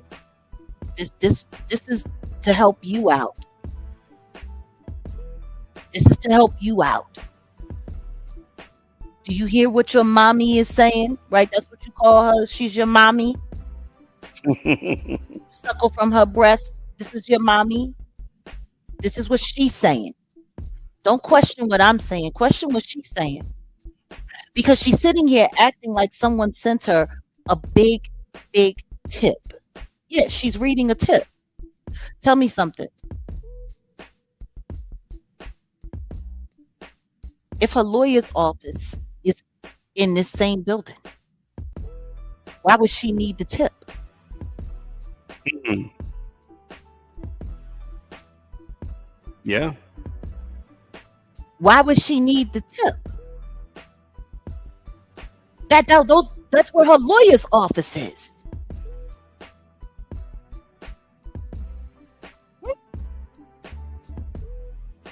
You telling me somebody that's supposed to be as thorough as this person is needs an anonymous source who she don't know, who she has to protect their identity even though she doesn't know it, who came to her and brings her all of this information. Oh, now see, whoever this Hold on. please get rid of them. I got him. Weirdo. You not Weirdo. coming in here spamming nobody's chat. Stop Weirdo. trying to spam the chat. I think you're just a little upset. You're a think you're weirdo. little bit upset, and I think you're in your feelings. Bye. We don't do toothpick people, especially not on the Sabbath. I don't know what you're talking about. You don't know your neighbors. Well, boo-hoo for you. Boo-hoo for you that you don't know your neighbors. I don't understand what that means. We're not talking about neighbors. We're talking about this person. We're talking about your mammy. Okay? At no point in time did she recognize that the address that she was reading on this exclusive tip with this exclusive information about where these planes were going, well, then that would mean it's supposed to be this top secret, federal government ran building and all of that. That would, you know who probably operates out of there as well? The CIA. Mm-hmm. Because what this place sounds like is an information hub. The question is, what civil lawyers operate in a federal building?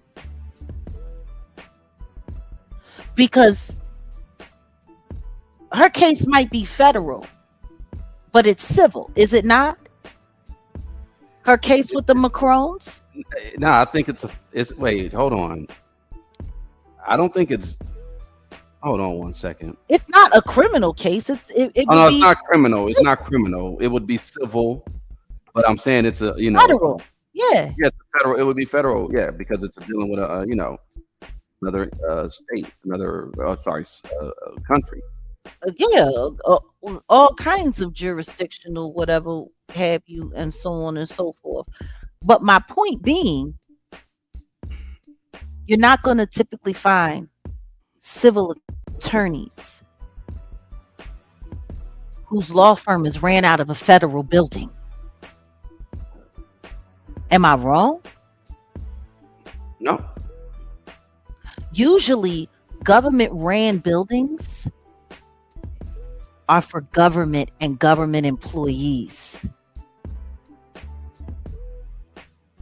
If everything that she's saying in this big tip that she got is leading all back to 920 King Street, I mean, come on, let's be real.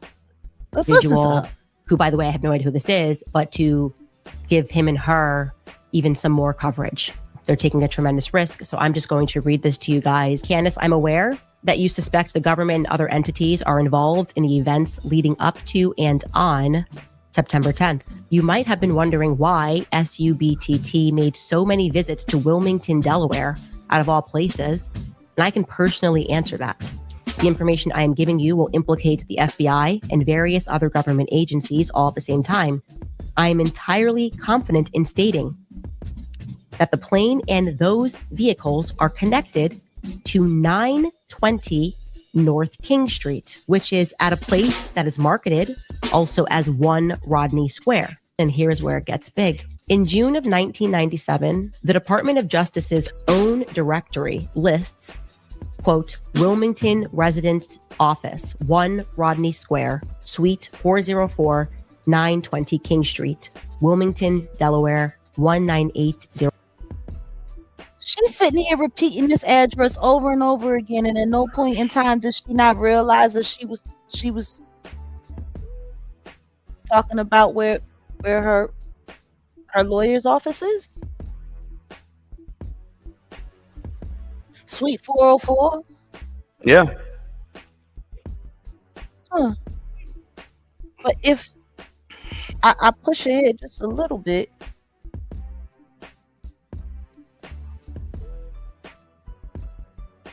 and I look,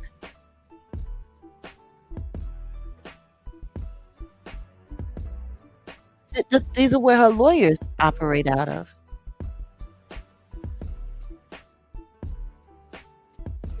I wonder what suite they're in.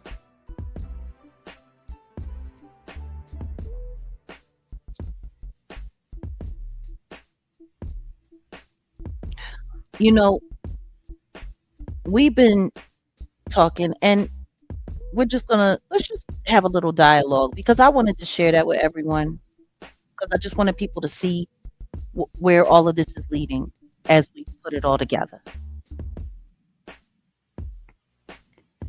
Candace Owens has one of the largest podcasts in the world now.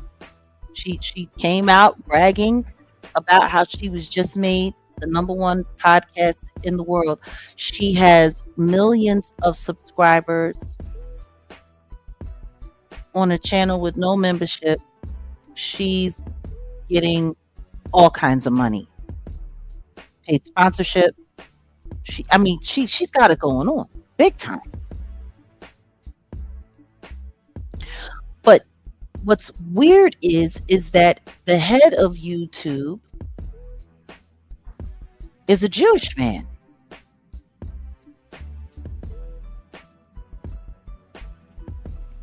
And her rantings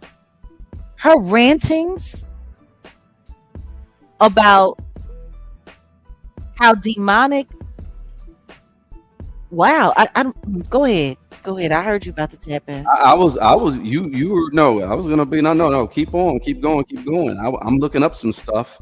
You're right. The head of YouTube is a man who used to be the head of Warner Music, right, or something like that. And that didn't really come from. He was the head of he was the head of Def Jam. Def Jam. Okay, yeah. But connected to Warner, and connected to Warner. So my mentored hear by me out. Russell Simmons. Yeah, I know. So hear me out. This has nothing to do with anything like that. Like they're letting her live, because here's what I'm thinking. And you did say she did, she came in through the door of music, or tried to get in through the door of music. That's what her cousin said. So peep the play. This is what I think. I don't know who this person is. Okay, who we got? She said, Jaguar, you are nuts, and all you are saying are lies.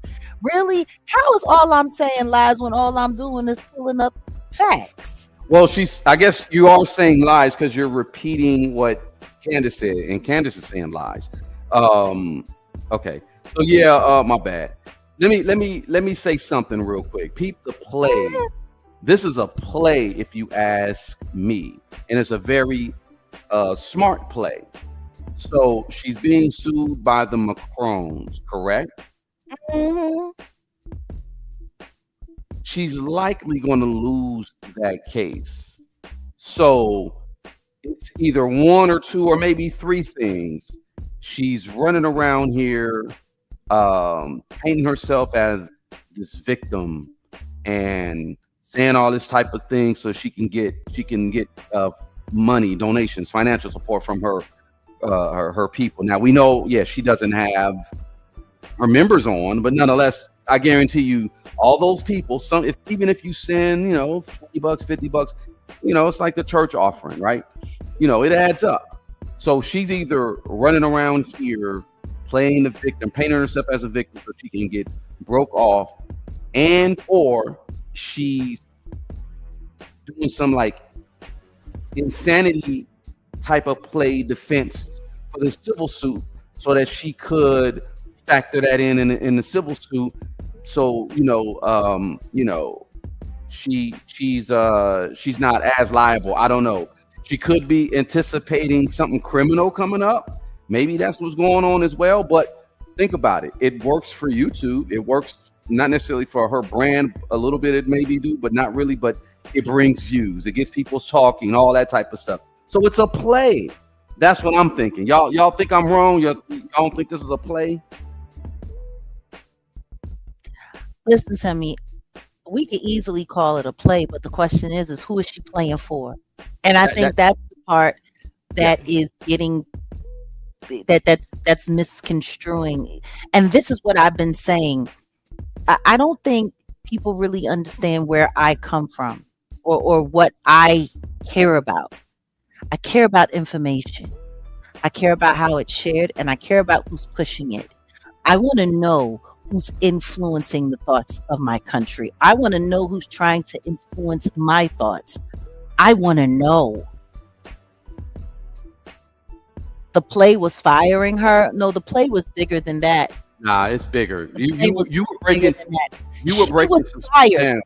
She was fired to create the underdog.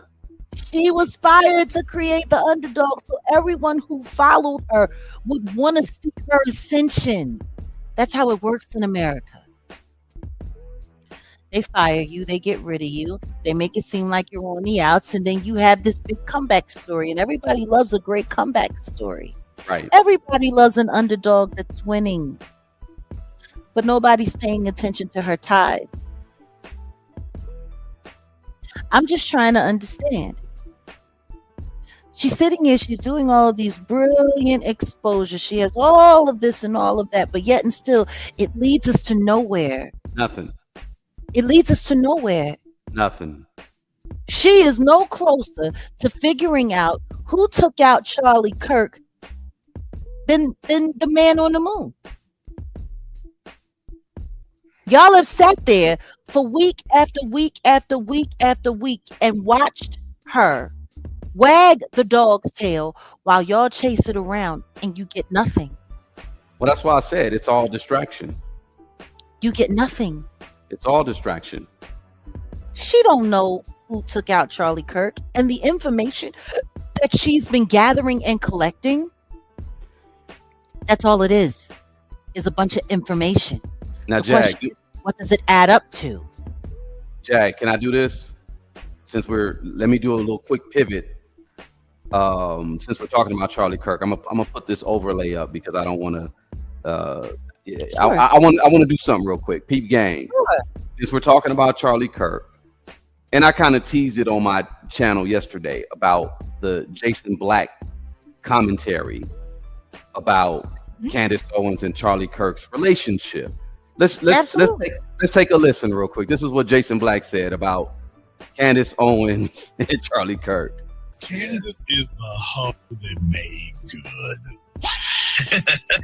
Oh, I meant that, Candace. I'm talking about you, woman. Yes, you are the hoe that made good because you don't fool me. I've been saying this forever. I will continue saying it. The more I hear, the more convinced I am.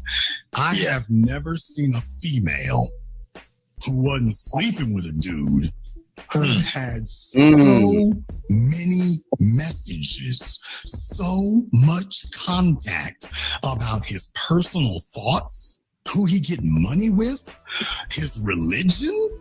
Dude, you don't tell no chick you ain't sleeping with all this.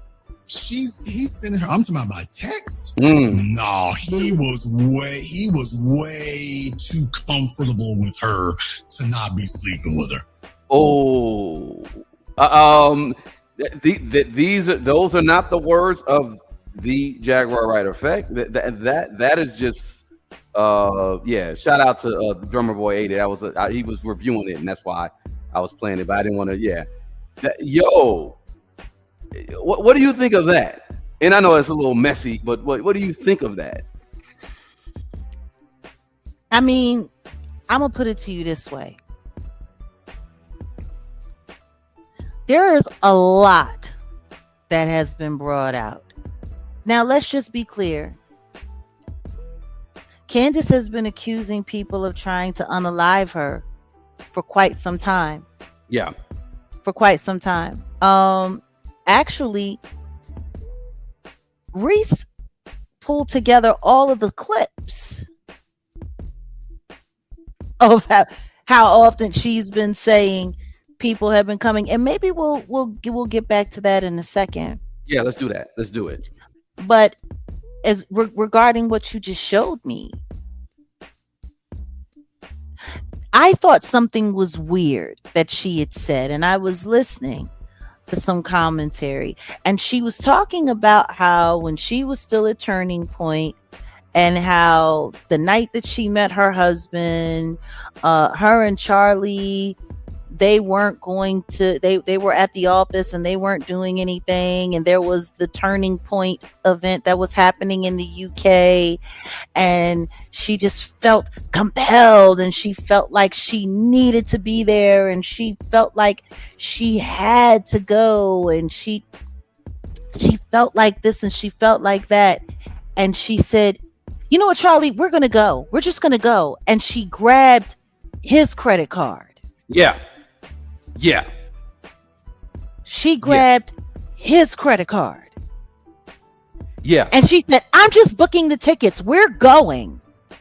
And there was a deal, and there was this, and there was that, and whoop-de-whoop-de-woo, and yada, yada, yada, yada, yada.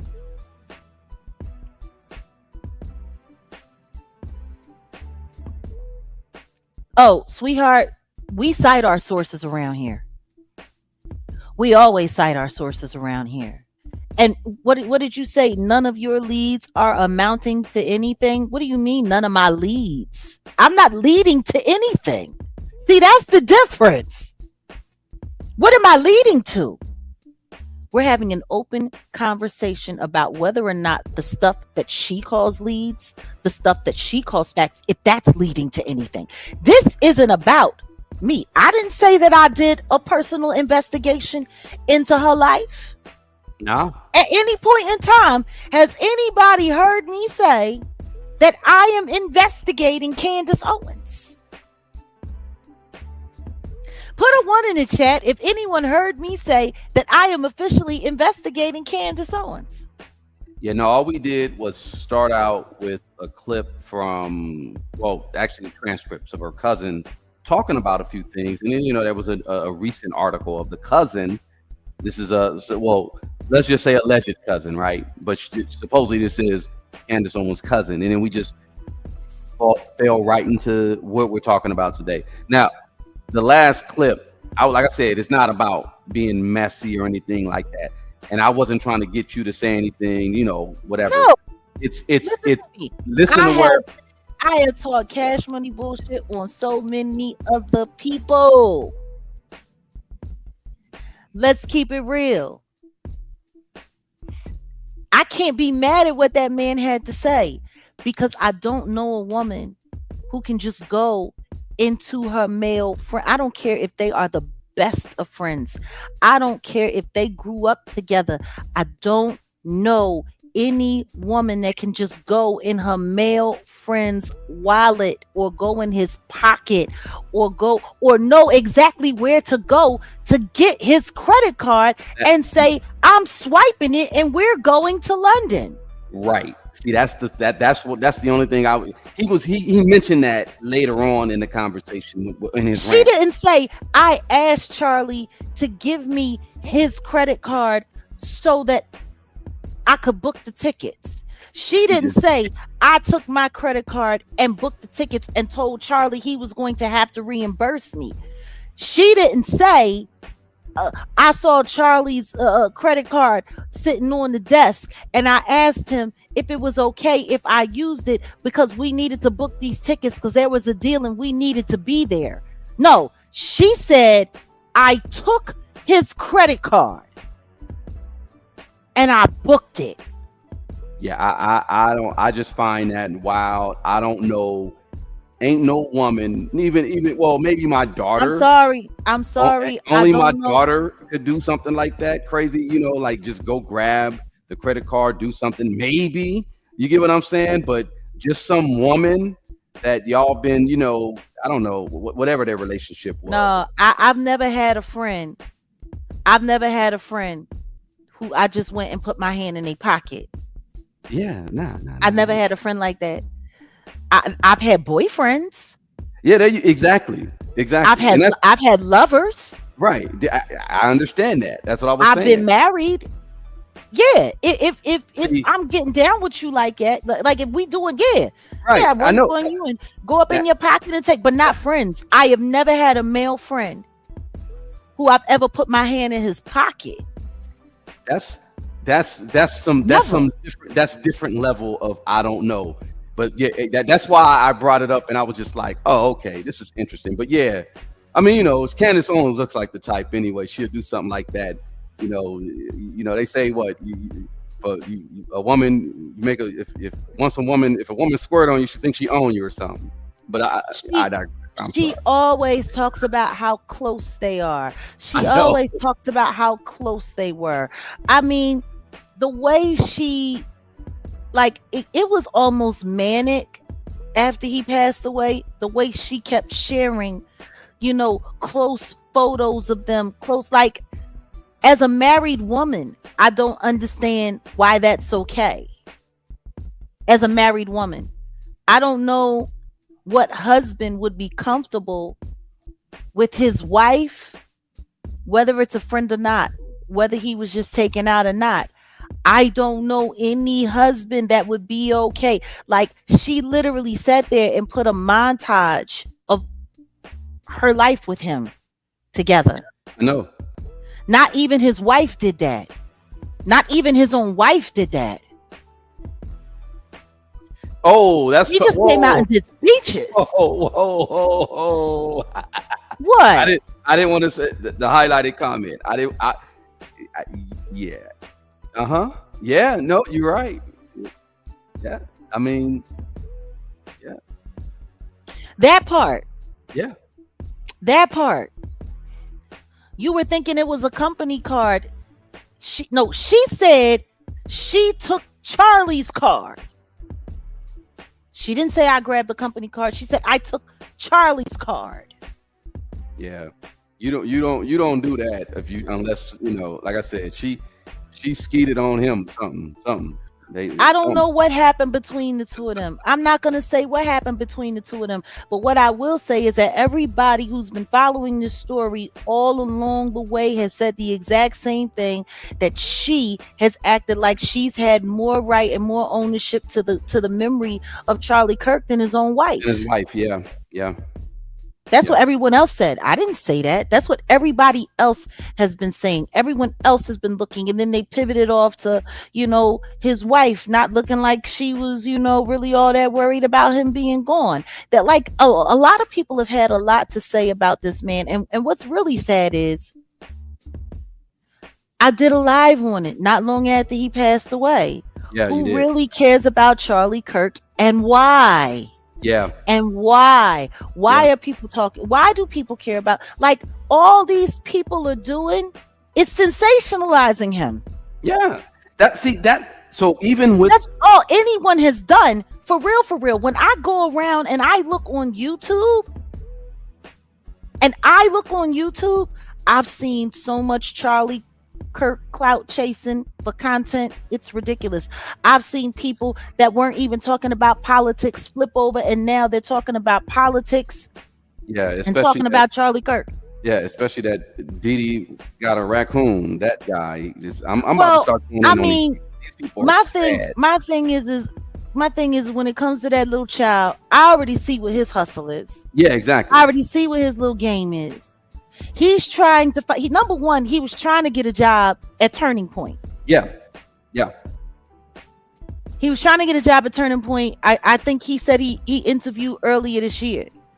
Meanwhile, you trying to get a job at Turning Point, but it didn't work out.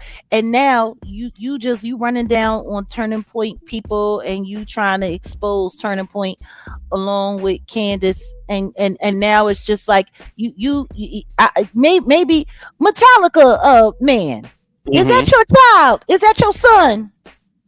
Maybe that's Didi's got a daddy. Maybe that's okay. Is that Didi boy? It must be. Didi's got a daddy, and it's Metallica. Metallic man, manic. Okay. It's just like, I watch how these people play, and I watch what they do, and it's funny because for me, becoming a content creator wasn't something that I chose to do. It was something that I was kind of forced into because people had greenlit my name and made me content, and I had to put myself in the ring. And I'm gonna tell you something right now. If I was in the same position and something were to happen to me, and something were to, someone were to take me out, I wouldn't want people sensationalizing in my death the way they're doing Charlie Kirk. Like, that's just real. Yeah, it's sad. It's an abomination. But the person who's made, in my opinion, the most money off of his name since he died is Candace. Turning Point, they've been getting they donations and stuff like that, but Candace has made the most money, if you ask me, as far as content creating off of Charlie Kirk. And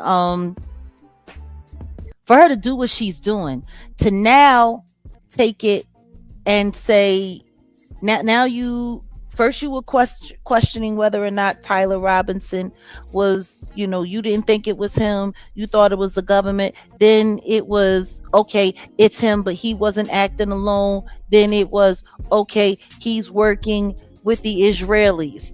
And then it was the Israelis, and then they brought him in, and then that didn't work out, and then it went to the government, and then it was the FBI, and then you were calling out Cash Patel and saying how inept he was, and then you took a break after the memorial and all of that, and which, by the way, she didn't go to.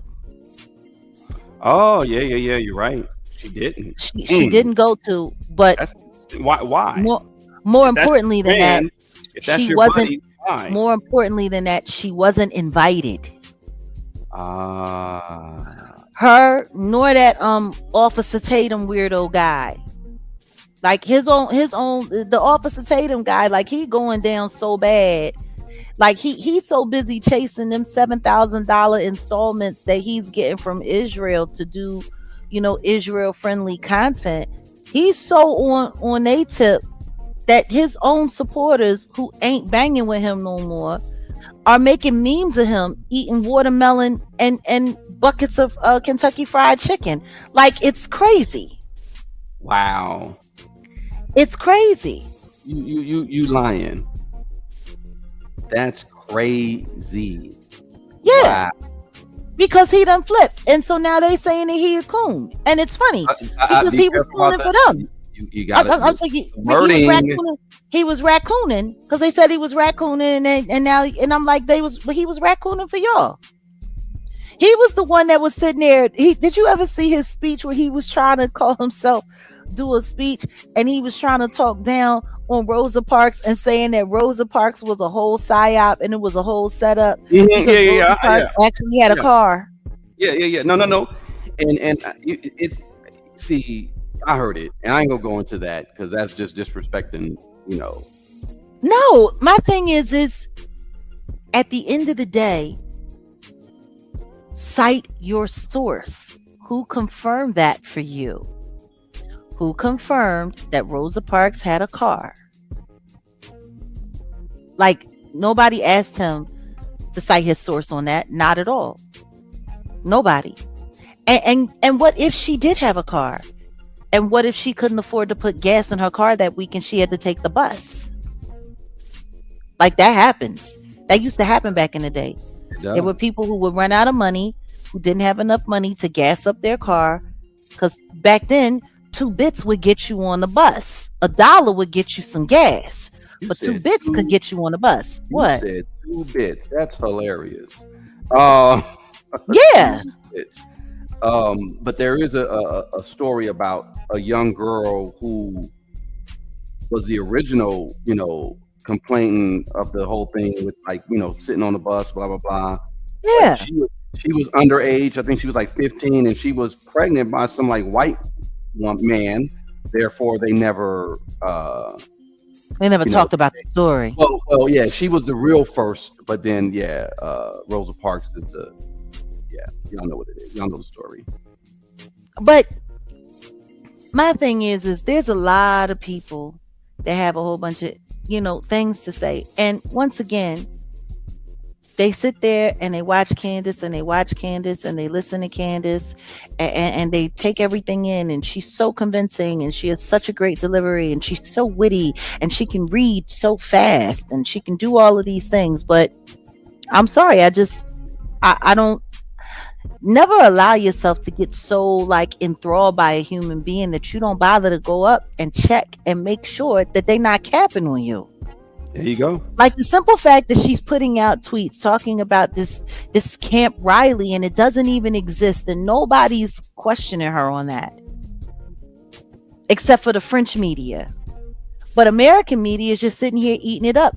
Oh my goodness, they're trying to unalive me. They were after Charlie, now they're going to be after me. Now she done taken the whole investigation and she done walked it all the way back to the same people that took out Charlie Kirk are trying to take out me. They were trying to sue me, and now they're trying to unalive me. I'm telling you, this is going to be a defense of hers for this case, that she was in grief and she done went insane. That's probably what the play is. I don't know. I'm just a ninja for something. I don't know. Could that be a play? Maybe it is a play, or maybe she's doing her job, because maybe whatever happened, maybe whatever happened to Charlie Kirk, nobody ever wants anybody to know what really happened behind that situation. So you get a big old mouthpiece like her with this huge platform, and you let her run everybody in every different direction. I mean, the truth is, the investigation that she's doing on Charlie Kirk's assassination isn't much different than what they've been doing with Diddy. Exactly, making a spectacle of the whole thing. Yeah. Like when we were sitting there and we were talking about the documentaries that came out before Diddy's trial, nobody's paying attention to the fact that the reason why, like somebody said, Jag wasn't, she didn't get on the stand. She didn't take the stand in Diddy's trial and whoop-de-whoop-de-whoop. I couldn't have if I wanted to or not. Anybody who had any media presence talking about any of this was already excluded from the trial. That was said. That's why they put me in that documentary. That's why they put I'll Be Sure in that documentary. That's why they put Natanya Rubin in that documentary. That's why they had Ashley Parham in the only press she did. Nobody thought that was strange. That Ashley Parham case, the girl that was allegedly assaulted with a remote control, and no press. But she did that one documentary. Courtney Burgess was in that documentary. Ariel Mitchell was in that documentary. All of these people were put in these documentaries to make sure that they could be excluded from the trial, to make sure that they would not be included in the trial. All of this stuff was done intentionally. Now, I want y'all to think about all of the different theories and all of the different speculation that she's done very publicly for the whole world stage to see. This trial is going to be a mess. What kind of jury are they going to get that's not going to be completely tampered with and mind screwed? Yeah. I want y'all to think about that. What kind of jury are they going to get? Because I don't think anybody's paying attention to that. Down syndrome Jesus, that's mean. Down syndrome Jesus, that's just mean. You see what Down syndrome Jesus said? Why? I'm mad at the name. I'm mad at the name too. Down syndrome Jesus. Like, I want everybody to think about that. All of the commentary, all of the documentaries, everything that was done, it derailed a decent trial for the Diddy case. What do you think it's going to do to this case? Is nobody paying attention? Yeah, Down syndrome Jesus is wrong as hell. You need your own channel, Down syndrome Jesus. That's you're wrong, bro. And anyway, because I'm not getting into that. But I just want people to think about that. Everybody that's going to be in the jury pool for this trial of the assassination of Charlie Kirk, you think there's any way none of them have seen any of this circus? They've all seen it.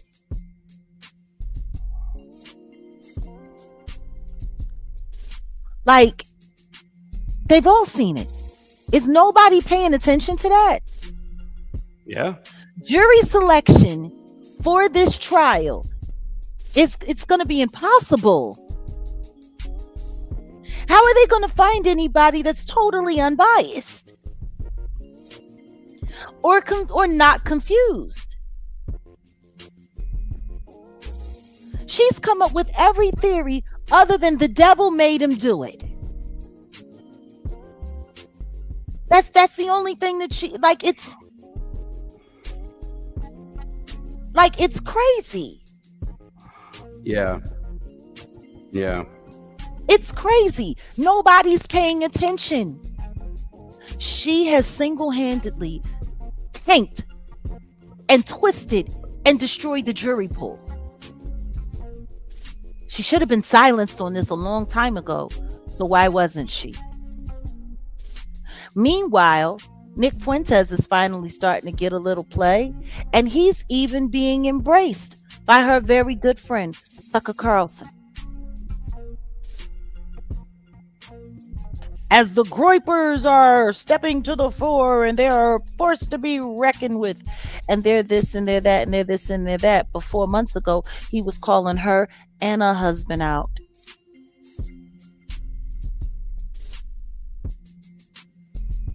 About government corruption, about being in a plot to influence the White House. that was so-called being spearheaded by Elon Musk, Peter Thiel, and Tucker Carlson was very much so involved. Tucker Carlson, whose father was a CIA agent, who he lied about and pretended that it wasn't, and then he was, and then he said he wanted to be in the CIA. For all we know, it's wild, because I was just looking at Netflix the other day and they have Homeland running again. And salute to Claire Danes. 8 seasons of that show. People should go back and they should look at how the CIA actually operates, because they use former real CIA operatives to help set the stage for a lot of the script writing and stuff in that show. You know, the second that you find out, the second that a CIA agent is blown and it's made public that they're a CIA agent, they can no longer effectively be used in the field. So they have to do what? They have to find somebody else to run it for them. And I'm sorry, but the way Candace is looking and the moves that she's making, the commentary that she's given, and the way she's not being fought against, I'm sorry, I don't see how a black person can have that much to say that is deemed anti-Semitic and not be penalized, not be ostracized, not be reprimanded in any way. Kyrie Irving, what they did to Kyrie Irving, the pressure that was put on Kyrie Irving for simply posting a documentary. All he did was post a documentary. And I mean, he couldn't go. How long did they run down on Kyrie Irving? Oh man, it was a while, months. It was they were. It was over a year, if I remember it correctly. Yeah, it was over a year. And then he was forced to leave New York. Like, I don't believe he just got traded. His move to Dallas, I think that was forced. I think that was just yeah. I think he didn't have a choice. And you know, Mark Cuban, he was the one that initiated that whole thing, and I think he was looking out for him, because he saw what was going on. Like, it was terrible. They took down Kanye. Like I said, they did a lot of things. They did a lot of things to anybody who's spoken out against. They've done a lot of things to anybody. Like, you come for the Jewish community and you're going to be poor. They're going to destroy you. You're not going to be able to work. And if you do, they're going to make it impossible. They're going to humiliate you. They're going to make you cower. Like, Kyrie would literally come off the court. Reporters would be talking to him. All they would ask him, "Are you an anti-Semite?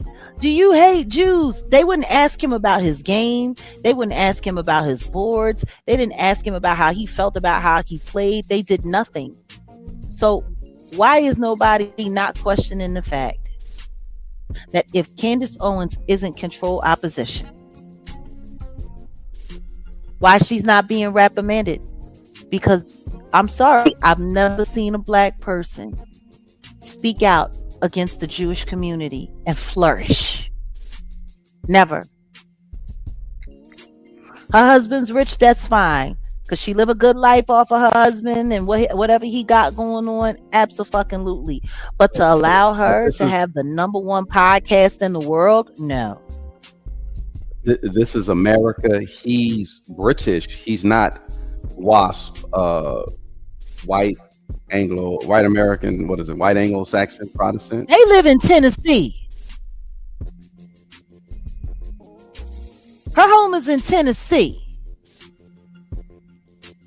They raise their children in Tennessee.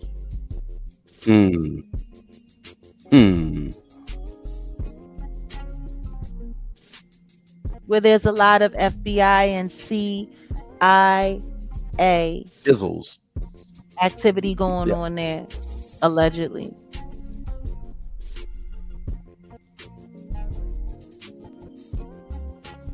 I'm telling you right now, it's very, very, very, very, very real. There is no way. There is no way. Supernova, I was saying Protestant because he's a Catholic, right? Yes, he's very much so Catholic, and so is she. She Yeah, so that's why I say Protestants and Catholics are different, correct? Am I wrong about that? They are. Yeah, so that's why he said her husband is a WASP, Anglo-Saxon. No, that he would have to be Protestant. He isn't Protestant. He's Catholic. he's not Protestant. He's Catholic. Yes, they see that's the thing. They have these. It's like gangbanging. The religion side of it is like gangbanging too. Straight up. You know, if you're not down with this, and if you're not down with that, then yeah, they bang on you. Listen to me. I think that a lot of people are just invested in seeing a little black girl swing and hang with the big white guys, and the big white guys loving up on this little black girl. I really just think that that's what it is. I think that that's what it is. I'm sorry. I don't see I don't see what everyone else sees. I think she's witty. I think she's smart. I think, she has great qualities, but to what extent? Because what I see is a lot of orchestration. What I see is I think she's being fed a lot. Like, that's what I think. I think they feeding her. And if I go back and I listen to her cousin and I look at her cousin and what her cousin has to say, her cousin says she's a liar, she's a fraud, and she's full of shit. But she loves her and she don't judge her, but she's absolutely full of shit. And she used to be, she was supposed to, I thought Candace was going to be big in the music and she was going to be big in this, and then instead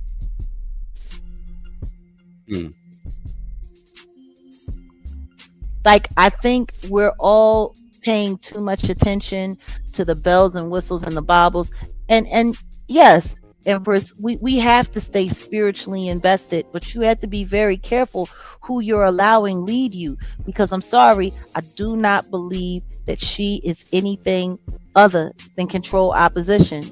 That's how I feel. This investigation, she should have been shut down. She's destroying the jury pool. She's not getting to anything real. She done blamed everybody except for the man on the moon.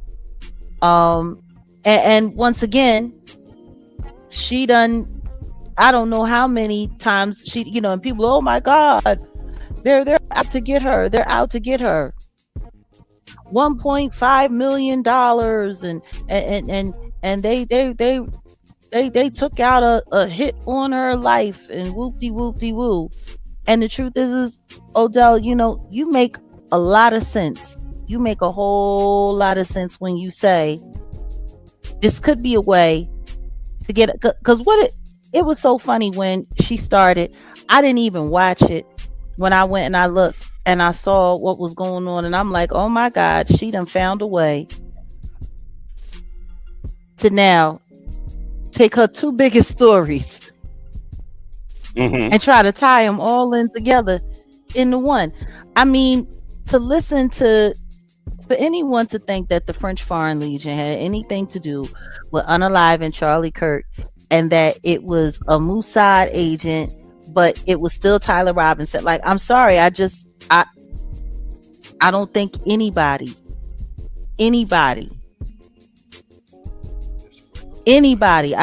don't see it. I don't see it. I don't know how anybody can believe it. It don't make no sense.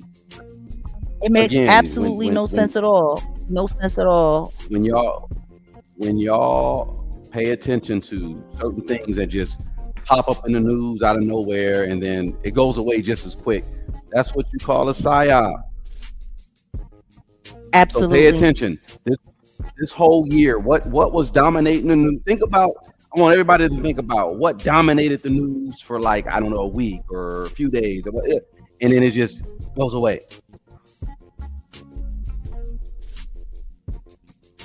A lot of things, and I think this lady has been tied to a lot of those Psyop stories. You know what? Let's just check back in with Reese one more again, because Reese had some Go ahead. very interesting things to point out. And I want y'all to understand this. This death threat came, I'm sorry, that this unalivement threat came right before the holidays. Perfect time to take a vacation. Okay? So I just want I want to make sure the captions are on, because I want everybody to be able to see and hear all that she's had to say regarding the many attempts on her life. To speak her truth, which, by the way, has included a number of times that she's claimed to be in danger. This person writes, God bless you. Please be careful. Joan Rivers got killed for exposing Michelle Obama, the Hollywood secret. I appreciate that. I also know that if they want to kill you, they will. I mean, that's the truth. And that's a sad thing to say. But at least you'll know who did it. It was the Frankists. I just want to be clear. Anything happens to me, blame the Zionists. In a full year of plots against my family, and we have been in just warrior mode for so long. And I just can't even, they just won't even just let me enjoy an end of pregnancy. They're like, no. What else can we get? What else can we find? And like I said, why is it acting like that? The most recent Zionist attack. There is a figurative bounty on my head. Apparently, influencers making up to $1,000 on my monitor. Hold on a second. Candace and anti-Tucker Carlson videos. The people have given us names and said this is the marketing campaign that's paying for this, or this is the organization. Hold on a second. That offered me money for is this. it just on my monitor, or is it glitching? Obviously, I'm aware of it. Is it glitching for any of you guys? I'm looking at it on. Yeah, it's everybody. Don't trip. Yeah. It's bandwidth. I'm also uploading some. This is almost done, but I'm also uploading some over here. So just do what you do. It should. But it's that all the way around. I hate to say it.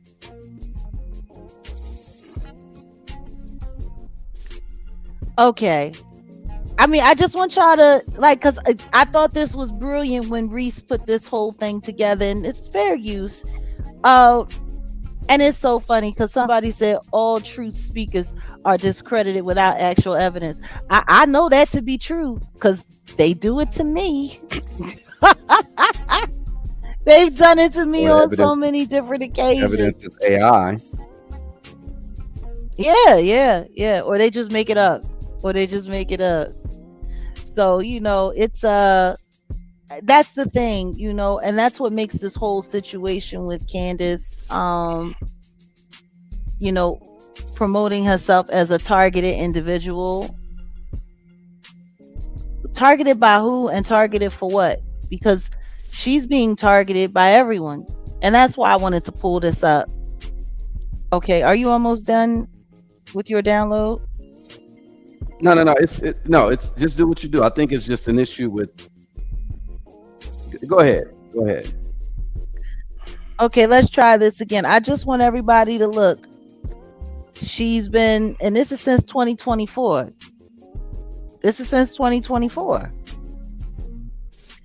This was back when she was going after Kamala Harris. That I also know that if they want to kill you, they will. I mean, that's the truth, and that's a sad thing to say, but at least you'll know who did it. It was the Frankists. I just want to be clear. Anything happens to me, blame the Zionists. In a full year of plots against my family, and we have been in just warrior mode for so long, and I just can't even. They just won't even just let me enjoy an end of pregnancy. They're like, no. And over what and else over can we again. get? What else can we find? And like I said, her piece matched too much the most recent Zionist attack. There is a figurative bounty on my head. Apparently, influencers making up to $1,000 to make anti-Candace and anti-Tucker Carlson videos. And guess what? I can just mute it. Yeah. Just look. Like, I don't even have to. You can read what she's saying. Claim evidence. The claim is what she's saying, and the evidence is, trust me, bro.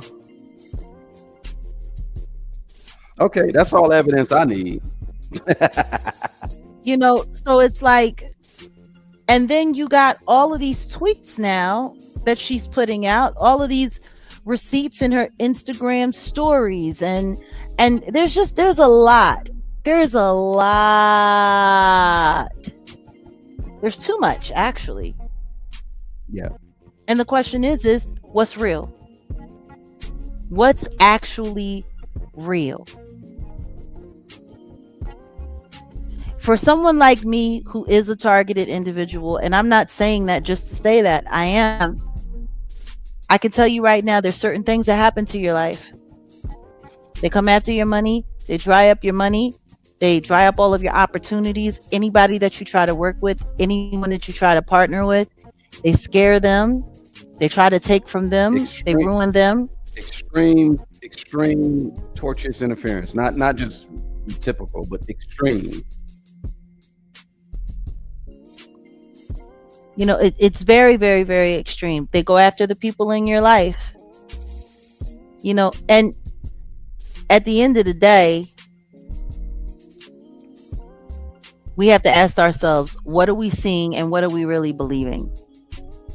But I mean, if she is being targeted, what I can tell you is this: if she's being targeted by the people that she's saying she's being targeted by, there's no way in the world that she's got the evidence that she said that she has, because there's no way that would just be out there. Right. No way. No way. No way. The French government, we're supposed to believe that the French government wants her so bad that they're sloppy enough to let receipts of them doing money transfers via bank accounts. Hey, Natanya Rubin's in the building. Peace. Hey, what's going on? Seriously, there's just something wrong here, and I don't like it. You know, sis popped up in the building. Natanya Rubin, also someone who's been a targeted individual. You know, when that happens to you, it's real. It's very, very, very real. So for me, it's triggering to a certain extent, because if this is all cap, if she's doing this all as a diversion, if she's doing this all to try to find a way to wiggle out of this lawsuit, because that's what she's doing. Like, even Megyn Kelly already said, oh, you know, Candace, and you know, she's just really sad that Charlie's gone. She's just really sad. Like, she's literally trying to make her sound like she's having a nervous breakdown or something. Yeah, that's what I was saying. It's like they're gonna paint it. Maybe she'll use this as, well, you know, I was grieving and following what money? Yeah. What money? No, somebody is saying that Candace is following the money. She didn't realize what she had gotten herself into until it was too late. Following what money though? What money was she following? And that's what I'm saying. What money was she following?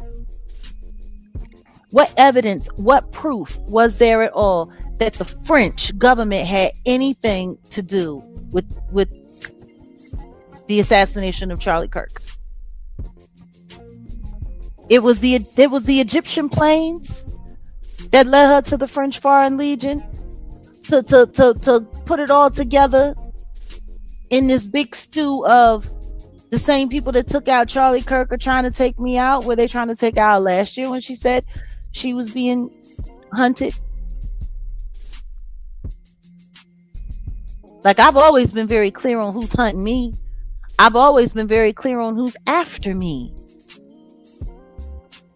I don't go from one person to another person to another person to another person. I don't know. It's always the same. They was trying to take her out for talking about Kamala. They was trying to take her out for talking about this. They was trying to take her out for talking about that. Now, like, it's a lot. And then she goes away on these vacations, and then she comes back and she's got her next round of content where people are going to just line up to listen to whatever she has to say. Like, her show is canceled, but her channel is stuck and she's still selling merch. Okay. Or is she just taking a break for the holidays so her and her family can travel and they can go over the pond and spend time with grandma and granddad in England and you know, go horseback riding and eat blood pudding? Like, I don't know. Like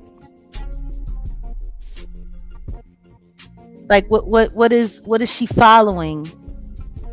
Because she was busy following the gender of Brigitte Macron, and that led her to a traffic to the, you know, a traffic jamming ring. What happened to that? I'm just curious. She was so hot on the tail of that when I was asking everybody about where this whole Brigitte Macron thing was going, and the lawsuit came, and we're not going to stop. We're not going to let up. We're not going to do this. We're not going to do that. What do you mean I didn't clearly listen to any of Candace's content? Listen to me. I have listened to her content. Yes, I have clearly listened to it. I have. And I've questioned it as I've watched it. The convincing way she did it, you know, it's a little bit more intelligent, but I've seen a lot of trolls on YouTube that do the same thing. I have receipts, and this is a receipt, and this is a receipt, and this is a receipt, and this is a receipt, and I have a receipt. Or like And you all of said, it's it bullshit. said the source was, I mean, the evidence or the receipt, the source was trust me, bro. Like, that's really what it comes down to.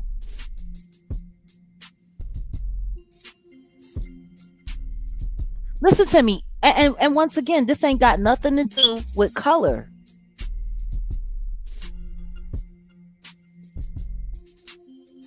And once again, I'm not saying that she hasn't said real things. I'm questioning all of the not real things that she's saying and how dangerous they are and what they're doing. Yes, she is. She's a distraction, in my opinion. She has become a very skilled disinformationist, and she's doing it with great help, because there's no way that she can be punching at as many things as she's punching at and not be shut down by now. Just no way. Yeah. You can't be going after the French president and the French government and the entirety of the Israeli community and effort, and keep thriving. Like, that doesn't work like that.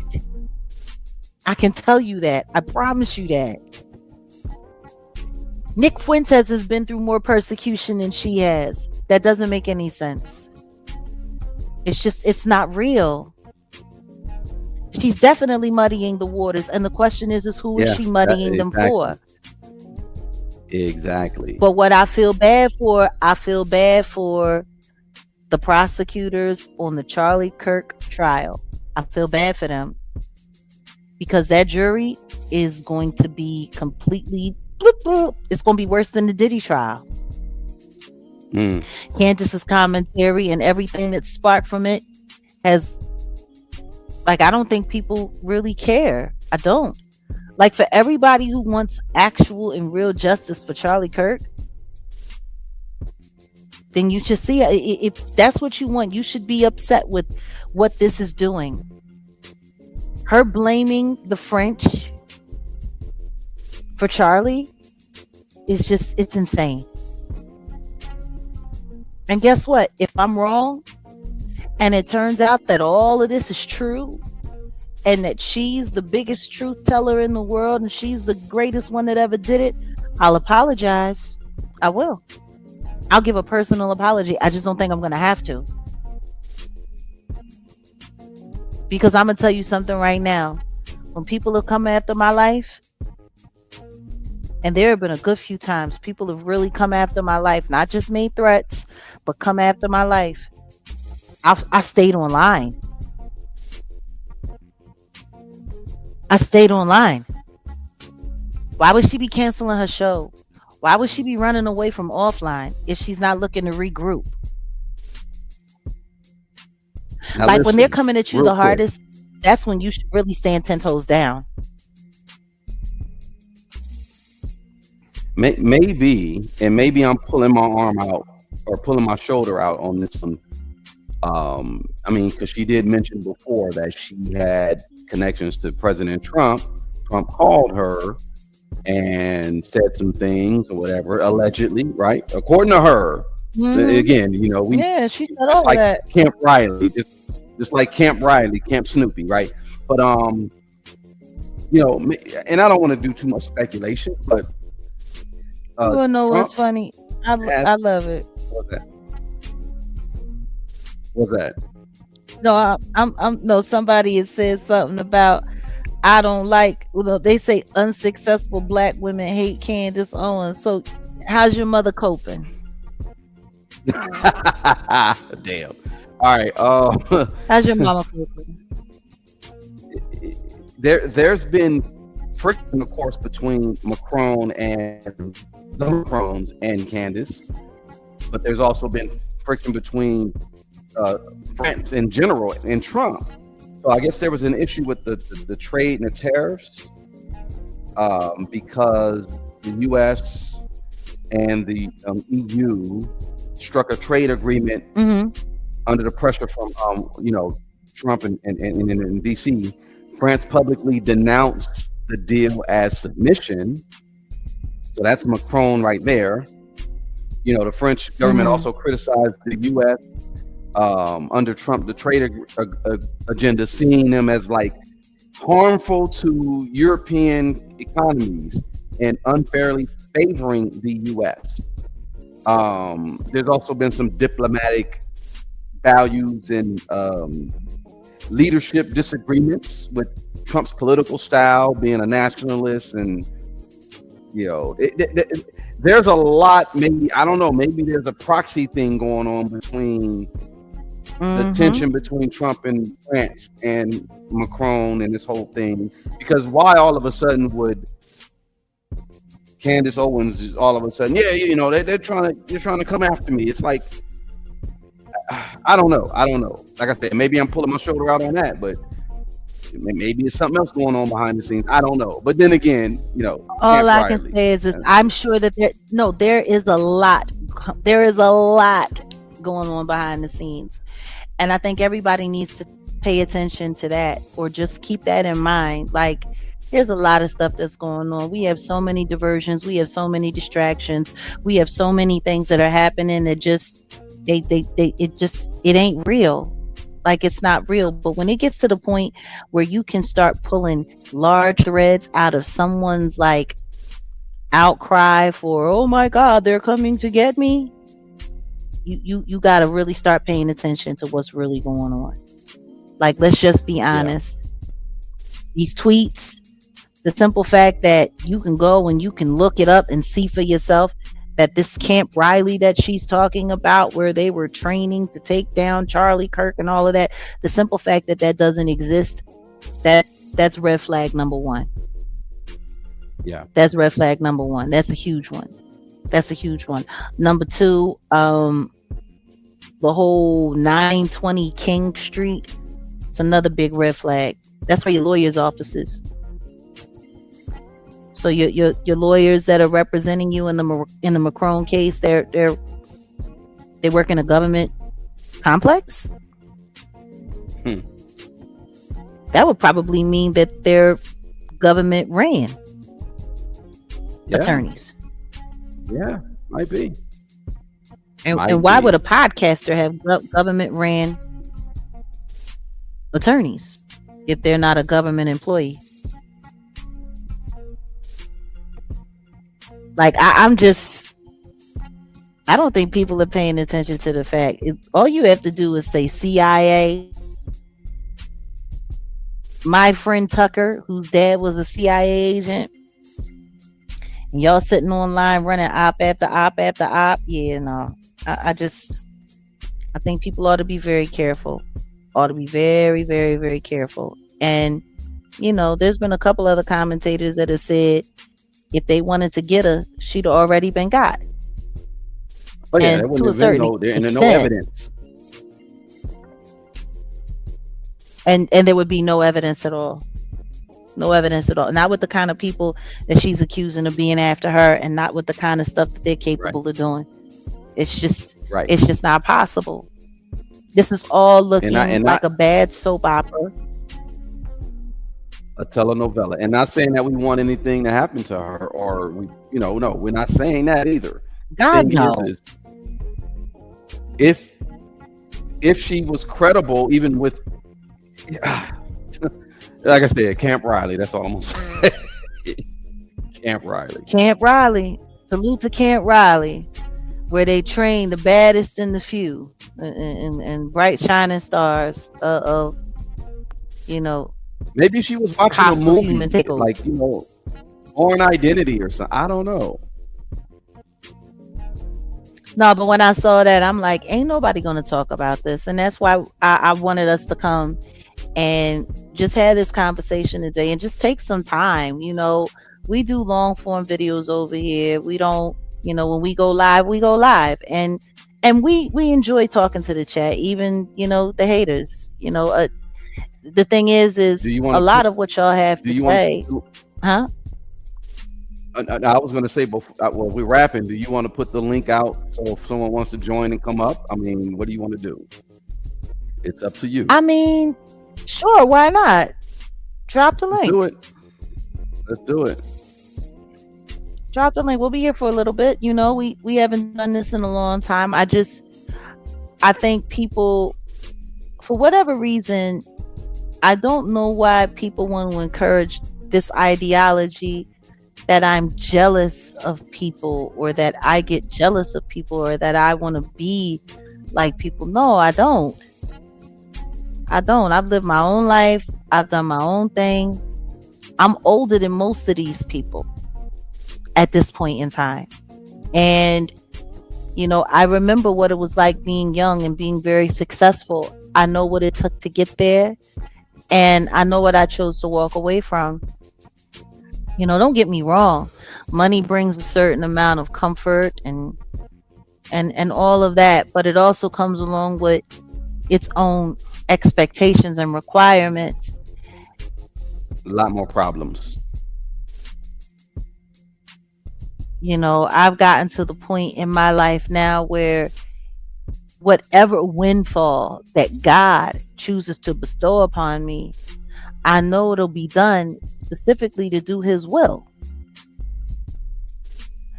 And what I do know is that it is not in God's will to confuse people. God is not the author of confusion.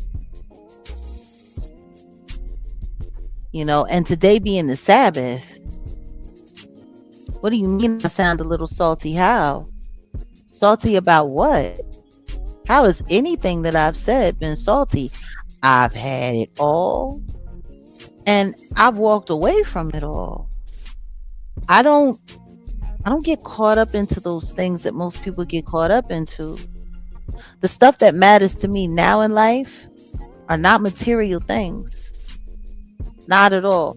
But what I do know is when I take my final breath, I want to do it with a clear conscience and knowing that I did right by what God wanted me to do. And it's so funny. The most powerful group of people have tried to shut me down as well. Nobody's tried to shut her down. Do you know how easy it would be to shut down Candace Owens? It'd be super, super easy. First thing, take all the monetization away from all of her platforms. Yeah. Do y'all remember Russell Russell Brand, his story got quiet real fast too after his allegations came out. It's funny. They put allegations on him. They put allegations on me. Unfortunately, mines weren't real. They just made it up and was dead ass wrong about it. But Russell Brand had one of the highest grossing like podcasts here on YouTube. He was making cheese. And all you know is one day, boom, they demonetized this platform. He shut down what? He was done what, about a month after that? Mm-hmm. Well, also, like that's all it takes. Like Alex Jones. They can Alex Jones easily. Woo! Listen to me. If she loses that Macron case, that's exactly what's going to happen to her. And that's what people are saying. They're speculating like she's going to go out like Alex Jones. I think she's trying to prevent that. But for me, what really bothers me is if you're using the death of your so-called best friend to try to find a way to wiggle out of this lawsuit, that makes you a scumbag. Like, for real, for real.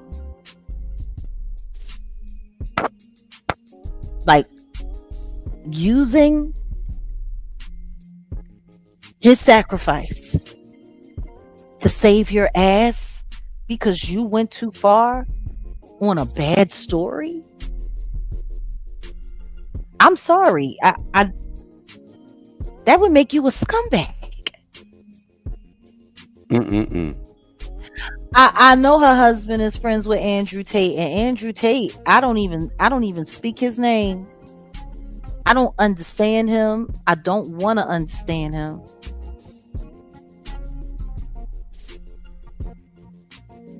What do you mean if she could be sued, it would have happened by now? She is sued. She got and sued. She's been sued on several occasions. But she is sued by the French people. That's real.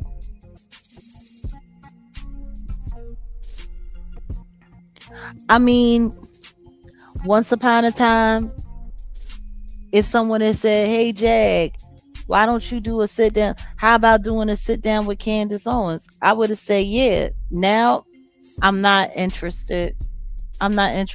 No, for real. I don't want to talk to her because honestly, I think a conversation with her would be nothing more than a federal investigation. Like, that's how I feel about it. Like, honestly, I think she worked for them boys. I do. I think she worked for them boys, and I think she's going to be valuable to them as long as she can run the disinformation machine. That's how I feel.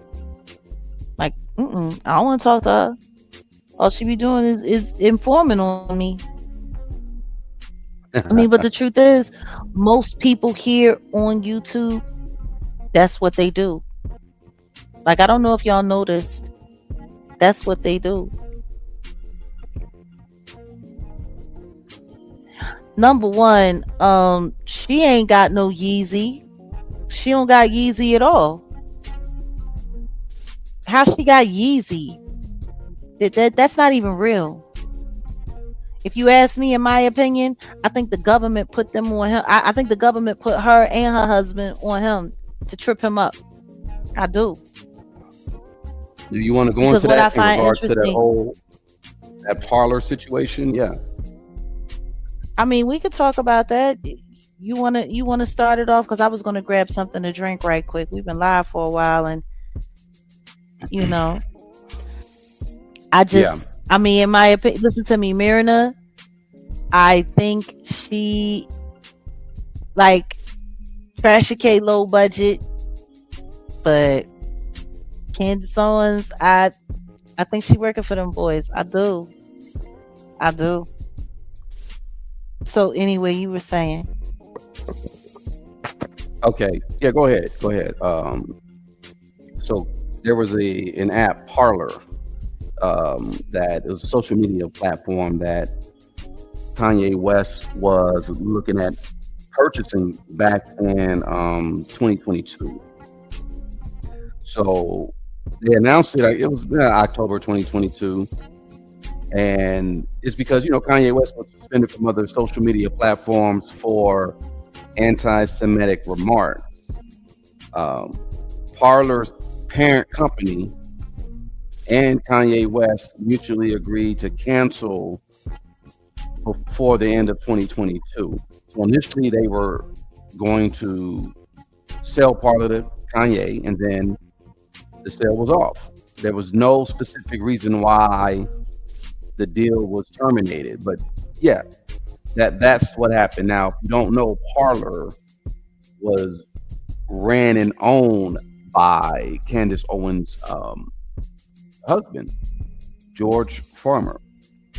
So, and this is according to Reuters, and let me go ahead and read that, because I don't know if Candace had been in Kanye's life dealings or whatever before this. I don't think this was just like, okay, the reason why her and Kanye linked up was because of this Parler situation. But they said the decision to not purchase Parler by Kanye West, the decision was made in the interest of both parties in mid-November. The company made that statement, and they said Parler will continue to pursue further future opportunities for growth and in the elevation of the platform for our vibrant community. So essentially, I think Parliament Technologies is what what's her name?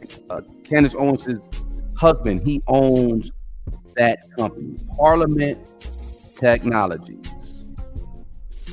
Now, when Kanye was making those, anti-Semitic remarks, or quote unquote anti-Semitic remarks, he looked at purchasing this platform for, would have been a great move. He was actually doing things in tech. He had that one player for his album, which, that would have been very innovative. He could have tied all that in. He could have did a lot with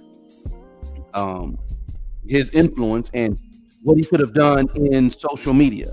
Like Kanye could have actually, technology, I'll just say like that. The social media, the technology that he had, and he was selling those sim players. That's what they were called.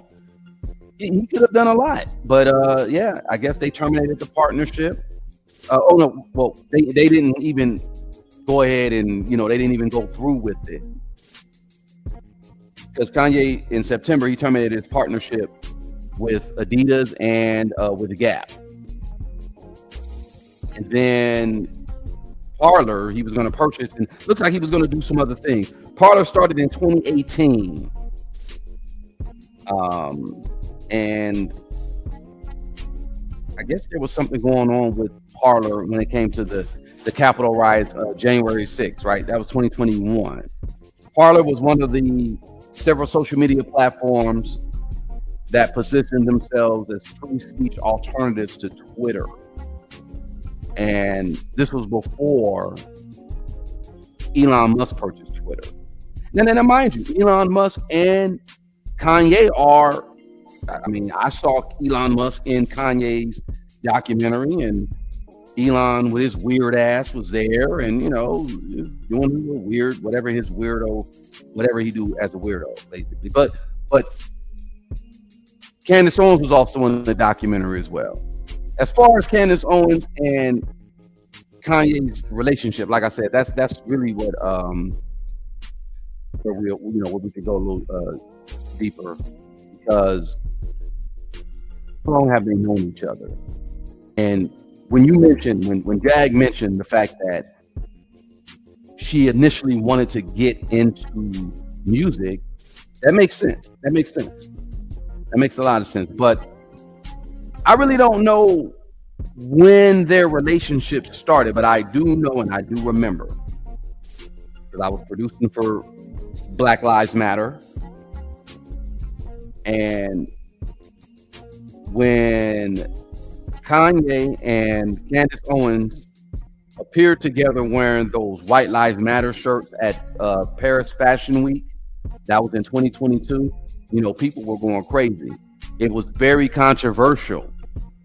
My people over at Black Lives Matter, the grassroots one, not the ones that was doing all of, I'm talking about grassroots Black Lives Matter. Shout out to my people at grassroots BLM. Man, it hurt. It hurt Dr. Molina's heart. It hurt them. They were like, it was just like a backhand. It was ridiculous. It was silly. I will say that it was silly.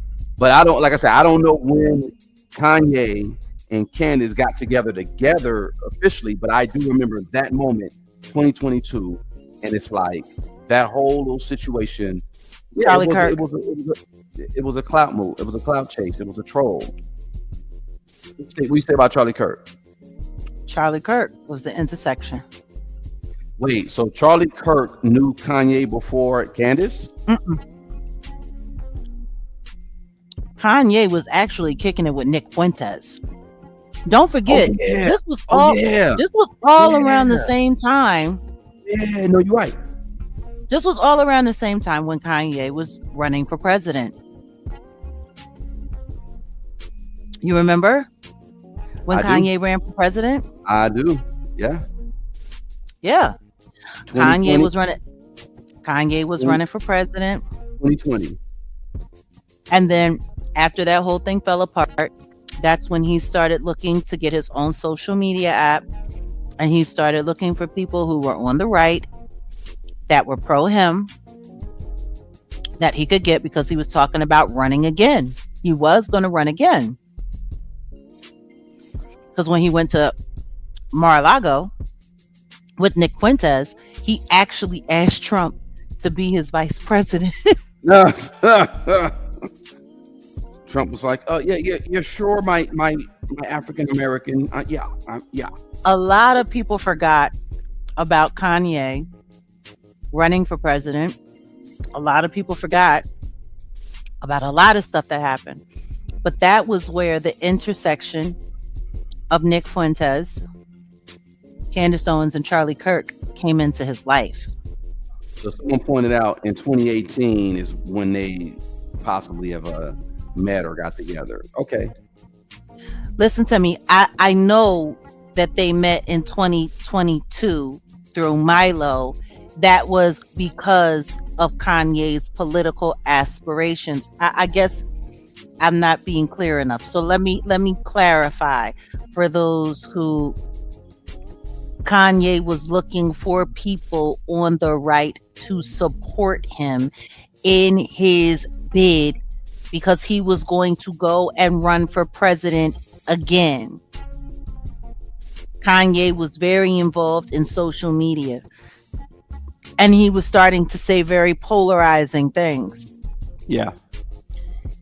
Milo introduced him to Nick Fuentes. He was kicking it with Nick Fuentes, but entered Turning Point. They were all right there. And he was looking to get his own social media app.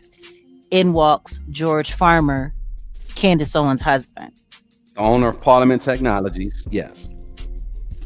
So, and understand this, all of these people were commingling. They were all commingling. Nick didn't start having a problem with all of these people until they started cutting him out. He wasn't playing their game. Because after that meeting, because Nick was at that meeting at Mar-a-Lago with Trump and Kanye. But I digress. Point is, if you go and you look at Kanye's documentary, you'll see Charlie Kirk and Candace Owens. What I found interesting, though, was Charlie Kirk wasn't the mouthpiece in that situation. It was Candace. Candace did all the talking. Charlie Kirk, he was there. He was around. He was talking. He was happy to see Kanye. He was glad that he was there. And of course they wanted Kanye around. Kanye's fan base, his loyal fan base, huge. Oh yeah. And they were looking for voters to up their political cachet with whoever the next candidate was going to be, to say, hey, we got all of these people in our back pocket and we can push these votes in your direction, because that's the name of the game. So Kanye was a mark regardless. He was a mark regardless. But for Candace and her husband to be able to flaunt him having his own social media platform, like he saw Trump go and get Truth, so the Truth, social. He wanted his own too. Yeah. They kept shutting him down. I'm sorry. Whoever this person is, I'm getting rid of you because you over here talking crazy. Don't sound so envious, person. Yeah. Okay, you got him. All right. Yeah. Like it's people, yeah. But anyway, my point is, when I'm sitting there watching, it was Candace Owens that was really sitting there hyping him up to do the White Lives Matter thing, to spread the rhetoric that she had about George Floyd. And you know what? I'm still trying to understand how people gloss over that. Like her hatred and her disdain. Her hatred and her disdain. No, her hatred and her disdain for Black Lives Matter is one thing, as a heavy right.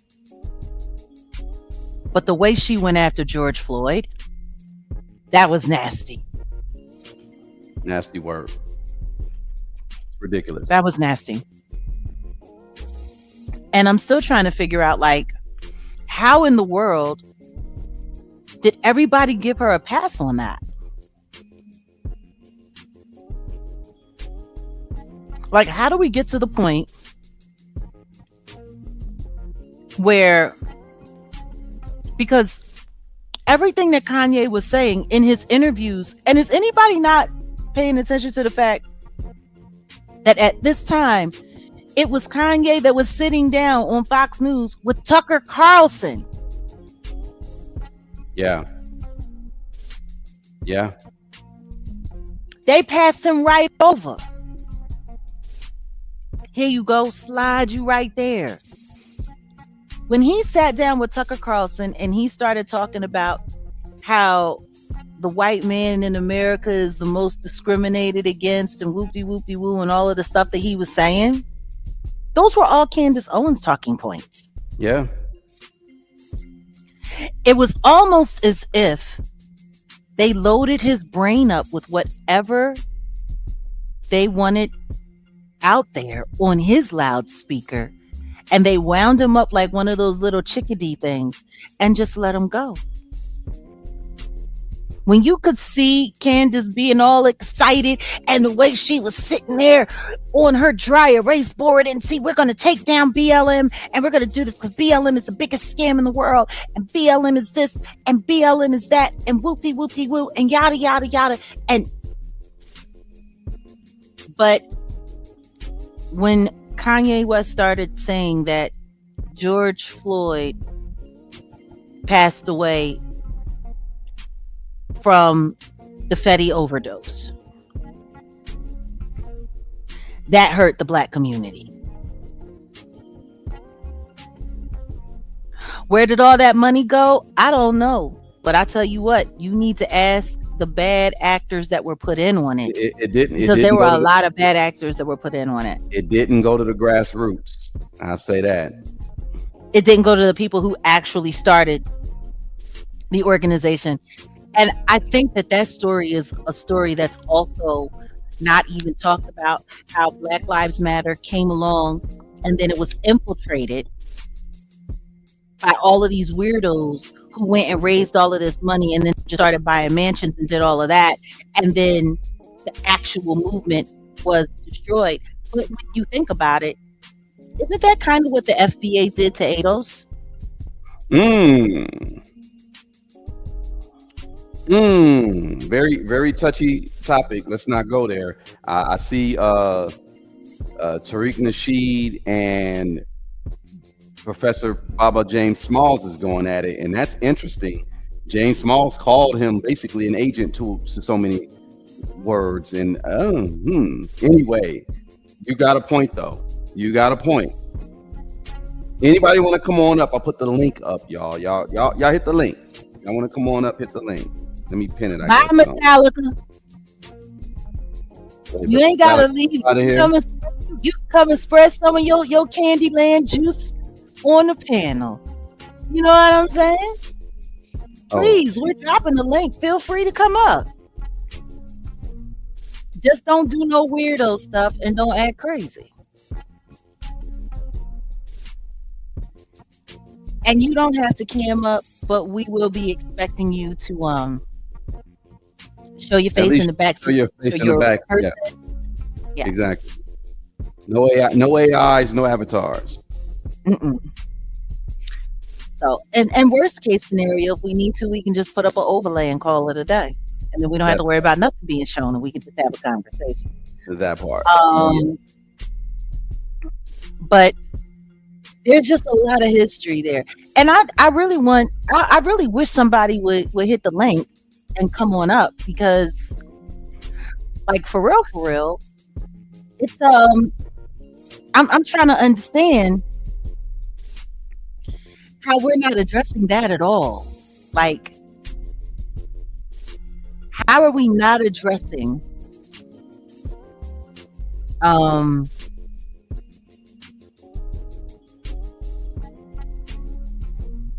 yeah, I don't know.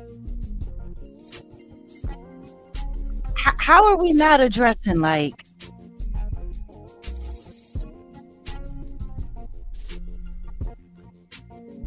the George Floyd conversation? Like, how do you skirt past that so easily? And I don't know what's going on, because I think something's happened to our channel. What you mean? What happened?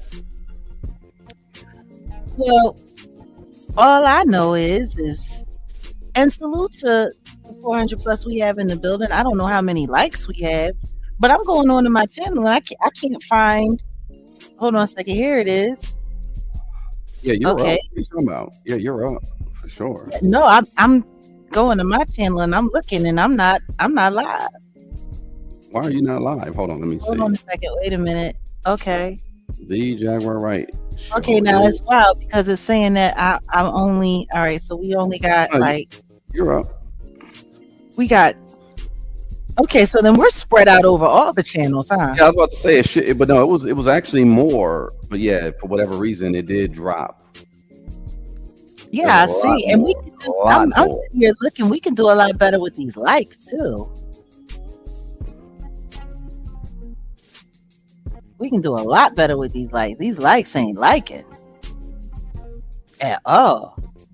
Yeah, our numbers, they're dropping. I don't know. Anyway, maybe, it's that time of the day. People are, falling off and doing other things. We pretty much covered the topic as much as we could. How many channels do we have? You like me, but we have a few. But this is our main community channel here, the Jaguar Wright Effect. You can always get over to Set in the West Doc. And at Set in the West Doc, it's hip-hop information, hip-hop conversation, hip-hop community, the documentaries, the commentary, the videos. There's a lot there. So I think you'll appreciate it. I'm going to go ahead and I'm going to pin the link in my chat for anyone who's interested. Put the link in again. Well, I just pinned it to the top of my chat for anybody who might want to join it. I don't think anybody wants to talk to us. I don't think anybody. No, I don't think so. Someone asked if do we think do we think Candace is pretty? I think Candace is married. That's what I gotta say about that. So. They asked you if you They think said she's ask both. They asked you and I. I mean, I think I don't know what that has to do with anything. I think she looks a lot better than she used to. That's what I think. I think back when she was you know, I don't know what she was doing. I know that she's making enough money now to have hair and makeup on staff. Oh, You know, where you, Akasha? Where'd you go? Is it Akshaya? I'm sorry. yes, Akshaya. It's saying that her device isn't connected. All right. So Now she's a supporter of yours, so I know.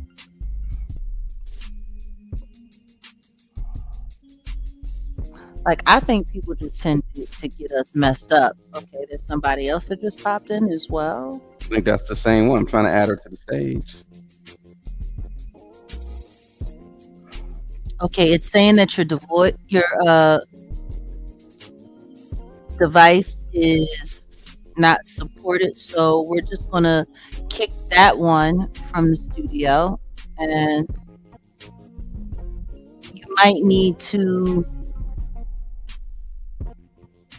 Let me see. You know what? I'm not going to hold on a second. Let's see what it is back here. Yes. Okay. I was just checking the back chat. Yeah, for whatever reason, it's saying that your device isn't supported or it's not connected. So you might have to find a new way to log in. What up, Jay Mizak in the building? Oh, well, that's the thing. You can give it permission, but you don't have to cam up. So you don't have to worry about that. You don't have Nobody. to cam up. Okay, there she go. Okay. There you go. Welcome. How are you? No need to cam up. Hi, happy to be here. Did you say Happy New Year?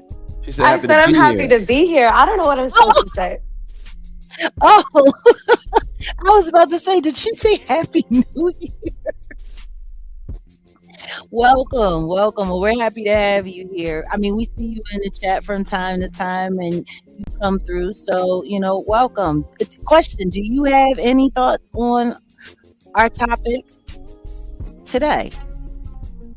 Yeah, I was kind of reflecting on this earlier, but the way that you have broken down everything with Candace Owens, truthfully, I have really never been interested in her at all before this. She always kind of gave me character rather than person, and I'm not really interested in all of that. But the way that you broke it down, especially like the whole thing with Kash Patel and the kind of timing of all of that, and I think that there's just way more to the situation than, even Candace is letting on. And people really do need to be paying attention because it's kind of the case study on how we're all getting set up. Indeed. You want to know what? It's funny that you said Kash Patel because there's a lot of things. Oh, did we lose her again? She's back. She's back.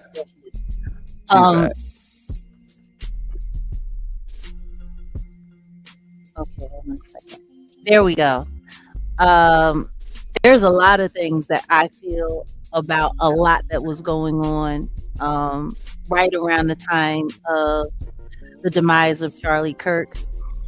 Does anybody remember what was going on at that time? Because I think a lot of people tend to forget. Like I'm a stickler. I pay attention to details. Like details are just. You can ask Odell. Like people will be looking at this and looking at that and looking for this and looking for that, and there's this one little nasty little detail, and usually when I get stuck on it, it's because it's something. Welcome Ashley Taylor to the stage. Hey, Jag. So if you don't want to cam up, you don't have to. It's your choice. Oh, I'm gonna hold out right now. I'm getting myself a little twisted here, but I think I want to shed on kind of like what Akashia was saying. I think for a long time, me being young, I've been looking at Candace Owens like, wow, she's like this major, she's this black figure and she's a black woman and she's standing up and she's having some validity to some of her political viewpoints. But like, I just want to say, I think you're giving credit to how we need to actually look at some of the information that's out there and really pick apart the pieces and look for the truth in everything. From some of my personal experience in life, I know I'd be like ranting in the comments. I just want to say, like, certain celebrities and certain public figures to really watch how they present themselves, because you just never know who's really out there watching. And then when truth tellers such as yourself comes on and you give validity to some of the experiences, in my case, you just never know who's watching. And I wish I could share, how I know for a fact that the things that you say is really truthful. You're not just picking these pieces of information out the sky. Celebrities, be mindful. You never know who you can create an impression on. I've met some beautiful celebrities. I've met some celebrities questionable, especially going to a school, a highly recognized school. Jag, just keep doing what you're doing. Tell the truth. It's up for us to go out there and do the research. As far as this whole Candace Owens thing, I'm gonna just go back and do a lot more, because some of the opinions and some of the things that you have brought up, I've definitely thought about it. I just never thought I looked at her as somebody who was like really trying to put it all out there for us. But now I'm like, yeah, how can you raise some of these concerns and still be here to tell the day? We just watched the whole man get unalive, Yeah. And it's like, how can you still be here? So I don't mean to be all over the place with it, but no, it's listen to me. It would be like someone saying that Martin Luther King didn't die the way that he died from catching a VD. You know what I mean? Like, it would be, can you imagine somebody, he didn't die from that. He was already, no. He had it was already marked. It was like, you're raising too much concern out here, sir. Yeah, like that would be insane. And and whoever would be the person to say something like that would have definitely been held accountable. So and like that was the thing that got me, like when I was watching Kanye's documentary, In Whose Name. I'm sitting there and I'm looking and I was watching her. She was so excited that she had his ear. She was so excited, And when he went to Nashville to their offices, she was on the wall and Charlie was on the wall and she said, yeah, we're going to take Black Lives Matter down and we're going to do this and we're going to do it. And some of his like songs and everything. I mean, so it definitely goes deep and those ties go deep, but like, we just got to do our research. But what now, though? Now that he's apologized to the Jewish community and said that everything that he did over the course of the past 6 years was done in some kind of psychotic, breakdown. It's just like, what does that say about all of the stuff that he did with Candace Owens? Like, no, seriously. I know. I agree. I mean, that part, we just got to go. And like I was saying in the comments, you just got to get the information, take the meat, throw away the bones with some of it, because at the end of the day, all of these individuals who are publicly high figures, they have their, they have their backstories too. Everything ain't always on the up and up. So I can only imagine what type of lines were crossed, what type of information was what just kind of deals were made. Yeah. And that's what I'm saying. For you to be out here speaking your truths and to have people commentating and picking apart what you're trying to say, trying to throw it down a different road, it's like, come on, it is what it is. We see this stuff playing in our faces, and it's like, I don't know if it's that you have to be mentally there or you just have to go through enough life experience, shit on whatever the case may be, whatever you want to throw at it. It's in our face and it's happening. And this stuff goes really, really, really deep. And it all, to me, ends up with, unfortunately, if you are somebody and you have this, and you have certain connections and they can support you and get you across the line and all these other things. But everyone, you just got to go do your research and understand that it takes balls to come out. I'm sure it takes balls to come out and want to have people understand things from a different viewpoint, a more truthful viewpoint, especially again because it's all playing in our faces right now. That's why we have this open discussion forum. But thanks, Jag. My thing is, if you're a high public figure, if you're a celebrity, I'm tired. I've seen some of y'all act the ass out here, especially some of y'all that are in trouble now. That only proves validity to why when you have individuals such as Jag out here telling the truth. Go back and do your research. You only take one experience to one viewpoint, and then you like chopped liver out here. So we all have a little dark past, but just be mindful. Go and do your research. These people out here, they're all tied together in some way, form, or fashion. Everybody has made a deal along the line that wasn't for the best fit. And thank you, Jack, because I was looking at CO like, oh, you're out here and you're for us, and not saying that you're not. Some of your viewpoints, they do what they do, but for the most part, this will definitely help my wheels go turning when I look at certain figures, and I'm wondering, well, why are they saying these things? Why are they getting away with putting out this information? What is their point? So thanks, ma'am. You got to look at all of that.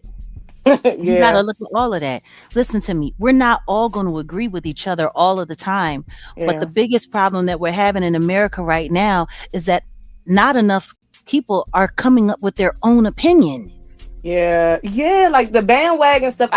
I've never been an individual to just join on the bandwagon and do it because the masses is doing it. So I guess that's just how I am. Shit, I get in arguments with my family every other goddamn day because I'm just the one in the family that's like the black sheep. And I'm just like, nope, I can't do the bandwagon stuff with y'all. But if you like it, I love it for you. But I'm going to definitely go back and do my research because I want to know why a person is doing this. What do they have to gain from it? You know what I mean? What is their whole point of it all for doing anything? You need to know that. You need to know that. We all need to know that. Other people don't. If there's one thing that I've never done in all of my time speaking out publicly in the manner that I do in the media spaces, is I've always been very clear about why I'm doing what I'm doing. Yes, ma'am. Always. And anybody that can't give you a clear example of why, or a clear explanation on why they're doing what they're doing, it's because there's a hidden agenda behind it. That part. That part. But thanks, Jag. You guys keep doing what you're doing. Keep putting the truth out there. Like I said, it don't matter if you a celebrity. It don't matter if you a person, a high public figure. Just be mindful on how you act and how you be out there. Otherwise, when individuals are coming and telling their truths, and you have people like me who like, yep, you're on the money with it, because a person has witnessed it, a person has been around it. Just be careful, because you never know who you give an impression to out here. So, just keep doing you, Jag. That's all I wanted to put out there. I got tired of holding it in because I've been watching you for years now, and I'm not that old, but I'm in tune enough to know the real from the real and the fake from the fake. So it is what it is. Appreciate salute to you, baby girl. Bye, y'all. Have a good night. Be safe, whatever you're doing tonight. Be safe. It's gonna be me doing this pasta and wine. I'm a little bit heated now. It's too cold. I didn't try it. No, I'm in. I'm tuned in with y'all tonight. For as long as y'all have us. Bye, y'all. See you. Right. Salute to Ashley Taylor. Thanks for coming through. We have someone else in the back. Well, Christy Cow. Your device isn't connected. It's not working. Akshaya, are you still there? Yeah, no, I'm taking it all in. I was just thinking about what you were talking about, how it's so vitally important for all of us to form our own opinions, to be clear in our intentions, and to speak our truths, and to support others speaking their truth. Because I just feel like that is a thing that is being targeted, you know? And I mean, like, even thinking about Candace Owens, you know, Kanye saying that, like, all that time, but he was working closely with Candace Owens. He was in some sort of psychotic episode. What does that say about Candace Owens's character to be using that time to be inserting her own opinions, like you were talking about with the whole White Lives Matter shock moment, just inserting all of that. And I don't know, I think that, like, you know, we can say all the crazy shit we want about Candace Owens. Like, it is undeniable. Like, that was a level of power that she wielded for a time that was actually quite formidable. Like, Kanye West, like, as you said, has such an insanely huge fan base. So her message, her politics, her opinions were like a platform, like, across the world for so long. And I don't know, I think that it's just so, again, just underlines the importance of form your own opinions, do your own research. Don't just, like, take other people's opinions and use them as your own, use them as, like, an intellectual crutch. You know, you have to do your own research, because otherwise these people will take you for a ride and people will prey on your vulnerability. So I want to echo what Ashley was sharing before. Like, thank you so much, Jag, for, like, constantly being a truth teller. Like you have inspired me, and of course countless others, just, like, to no measure, like to no end. And it's just, it has really inspired me to ground myself in living in truth, no matter what comes my way. And that's the only way that we can survive in all this. So I just want to appreciate you as well. So thank you so much, Jag, for all that you do and all that you've done. Well, I just try to create an open space for people to find their voice and to be themselves, because hive mentality is so huge. Like, I'm sitting here, I'm even looking in the comments, someone, you know, just like, I don't even know if I should address this, but I feel bad for people who get so stuck on fighting for points that don't need to be fought over. You know, like I was saying about the whole Kanye Candace situation, it was very interesting to me. And, you know, somebody said here, love you, Candace. Okay, I guess you think Candace is here in the chat reading this. And it says, because as a grieving mother of 2 years, for me, she was real. Then someone, I guess she tried to use my government name. Jacqueline, I reached out to you. You reached out to me when? And then it says, Kanye and Candace are hella cool, lying ass. Really? Hella cool how? And who's lying? Like, it's not even a comprehensive sentence. You get the craziest people in your chats, Jag. I don't know where these people come from. I don't know who's paying them. Or worse, if they're being unpaid and they're just weird trolls. Like, this is crazy. Well, I will say that there's plenty of people that do get paid by YouTube to troll me. They've been doing it for quite some time. I feel bad for that poor person, and I'm sorry that you're a grieving parent.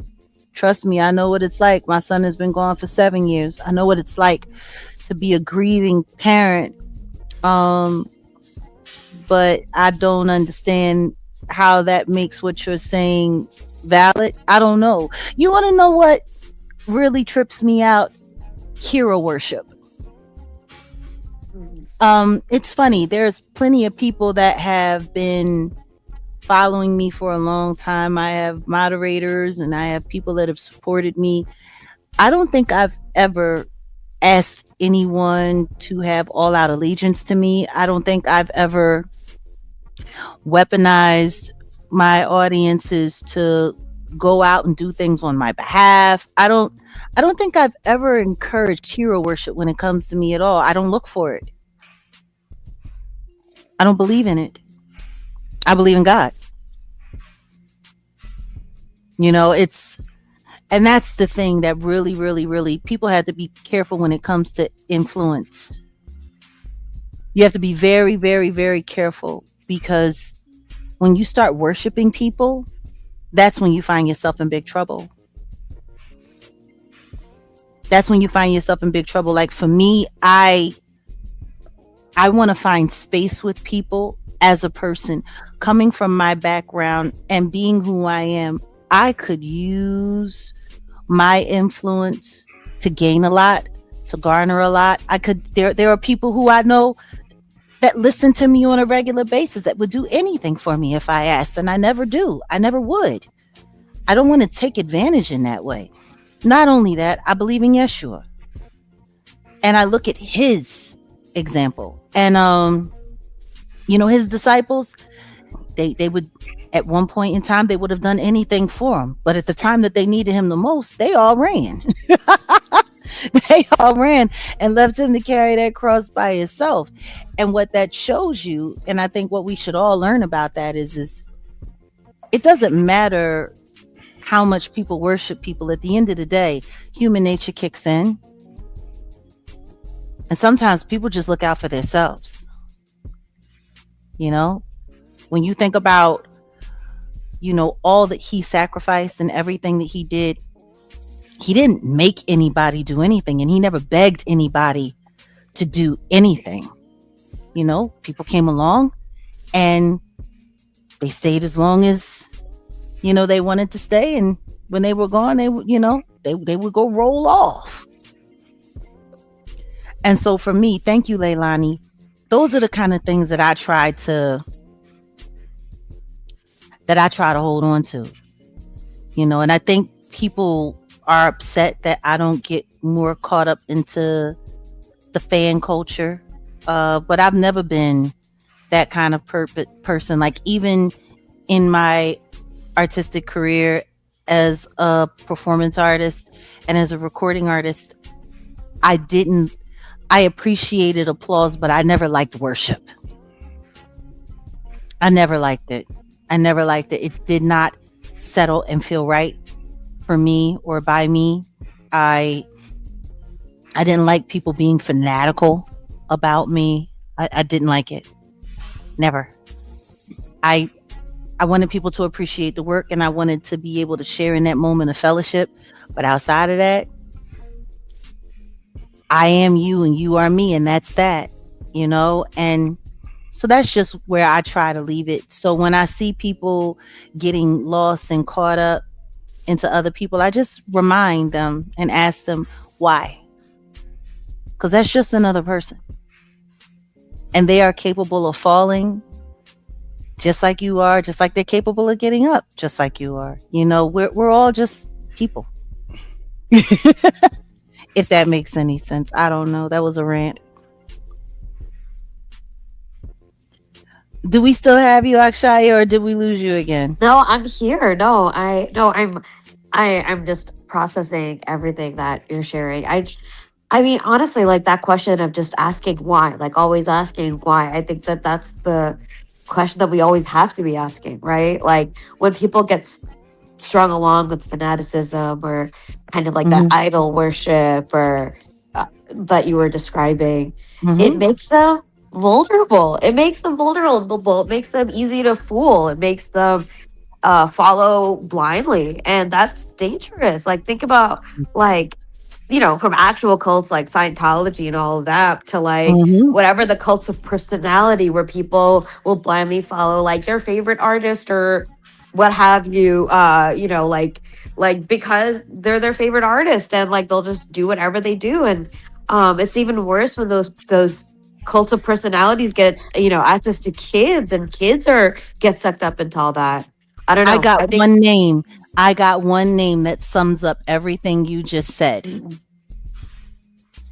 What's that name? Celeste Rivas Hernandez.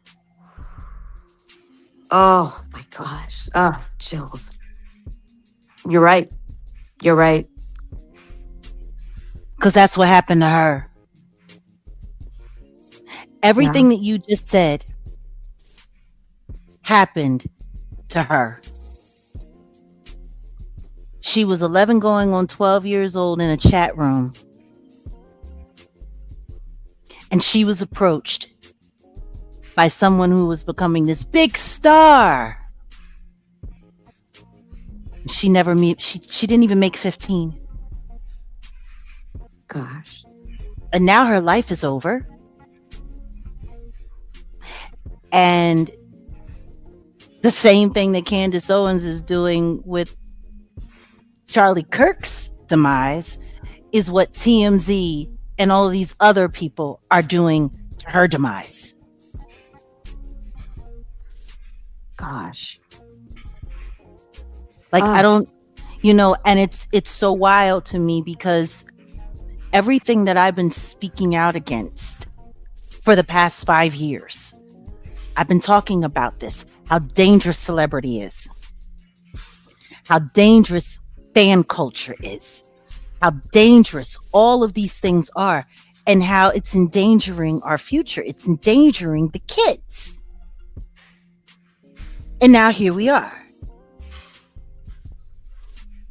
Yeah. Celeste Rivas Hernandez. But here we are. She was severed into pieces, packed in the plastic, and put in the trunk of someone's car, or at least some of her. Oh.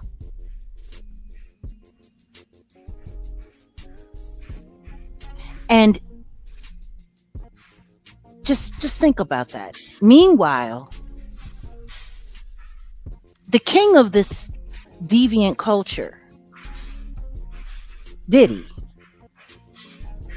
can't get convicted for crimes that we all know he committed. Mm-hmm. And people are still sitting here trying to find a way to hero worship him and fan worship him while he's doing the minimal sentence that he earned. Are those real people though, Jag? Like I'm a little bit dubious because I've yet to meet like a real actual life person that is in any way like hero worshiping or supporting Diddy. It feels like a lot of this is just some fake AI bots or something like that. No, those are real people. Some Really? of them are real. Some of them are real people. It's It's a there are shame. real people that it's not of course it's not all people. Yeah, I mean, most of these celebrities, they have bot farms that Oh, their yeah. companies employ to go out here and to create all of this stuff. Like, anytime you see something about a celebrity and you hear it done in an AI voice, know that that came from the company that's managing them or assigned to them. Like, Yeah. right after Celeste was found in David's car, I looked, and within 2 days, there were AI videos that were saying that he had been framed. Yep. Mhm. Within 2 days, Wow. saying that he was framed. And that was before they announced that Celeste was in the car, that it was Celeste that was found in the car, and that she actually had a connection to him. At this point in time, when these videos came out, it was just he was on tour and his car was found abandoned. It was towed and they found human remains in the trunk of the car. Why would there need to be videos saying that he was framed? 2 days after, before they found out it was a 14-year-old girl that he had been in an illicit relationship with. Sounds like somebody's PR is working overtime. Exactly. And guess what? That would be coming from who? The company that's handling his career. Whether it's the record company or whether it's the management company, they're all working hand in hand. Isn't that interesting? Yeah. Ugh. Like, I'm- nobody's looking at how large Exactly. this goes. And that's why I think for so many people, I've been such a problem, me coming from the industry, me being an artist in the industry, me having the experiences that I have, me seeing the things that I've seen.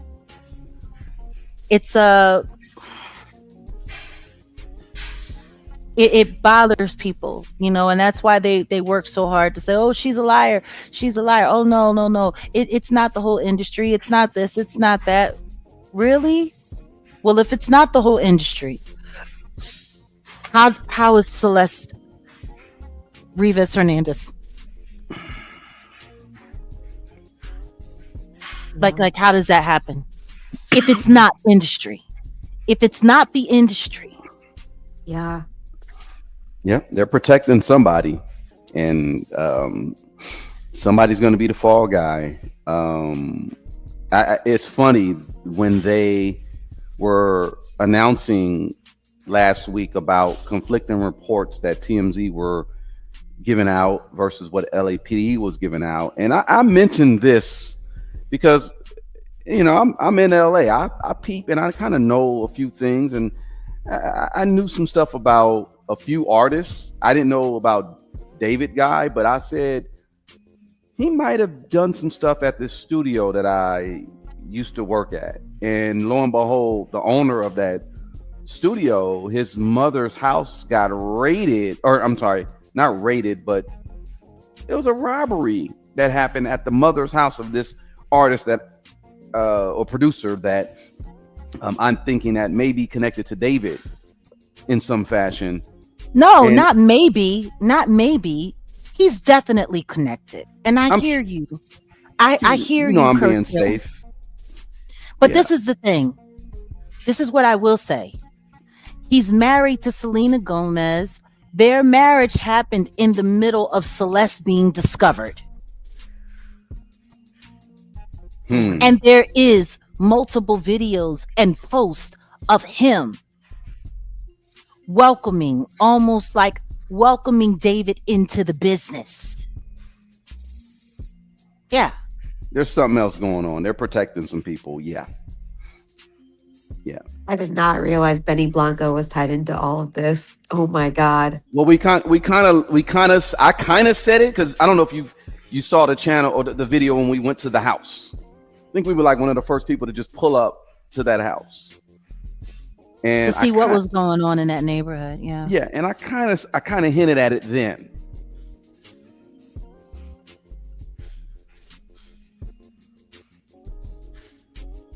Like nobody's really paying attention to what's going on. They are all, yes, it is. It's all about indoctrination. It is.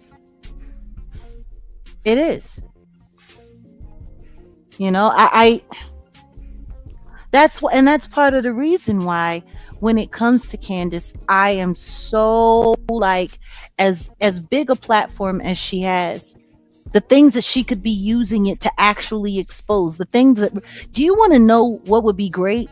If she was talking about this David case. Ooh. Oh man. That would be amazing right now. With the kind of resources she has, the kind of platform that she has, the kind of people she can interview. My God. That would actually do something. I would prefer her talking about the David case than TMZ.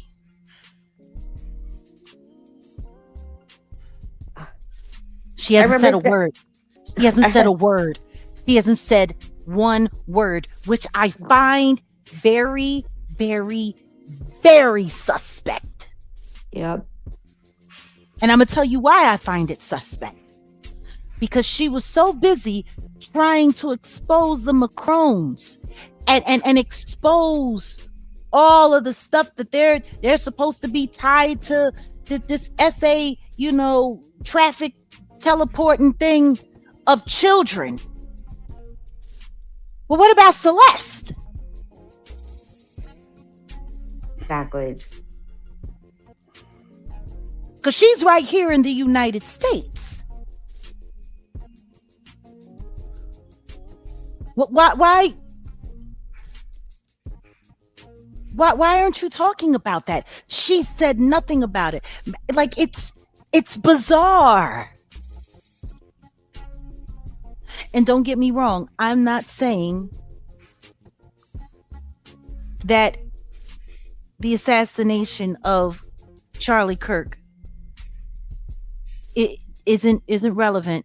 But once it gets to the point where you're just running around in circles trying to convince people of a bunch of facts and details that you're pulling together that lead to nowhere, maybe it's time for you to put that down and focus on something else. Because let's be clear, Celeste, her corpse was found in David's trunk, or should I say discovered in David's trunk on September the 8th. Charlie Kirk happened on the 10th. By the 17th, it was discovered that it was a child in that car. She has said nothing. Nothing. That doesn't seem weird? It's very weird. It's like her business is leading people on wild goose chases instead of actually chasing facts, chasing the actual clear examples of child sex trafficking and what have you, or sex, how important, what have you. It's instead she just goes up with these like cooked up theories, or that she comes up with, and she chases these ends that clearly aren't going anywhere, when she could be using those efforts and those resources to actually find real perpetrators that are escaping justice right now. Exactly. Like we said earlier when we first started this conversation, the way she abandoned that Harvey Weinstein interview. That was Hollywood. And he was supposed to be dumping out all of his guts about what was going on and all of the people that screwed him over, and how he wasn't the only person doing what he was doing. He was ready to finger the entire industry too, just like I did. What happened to that?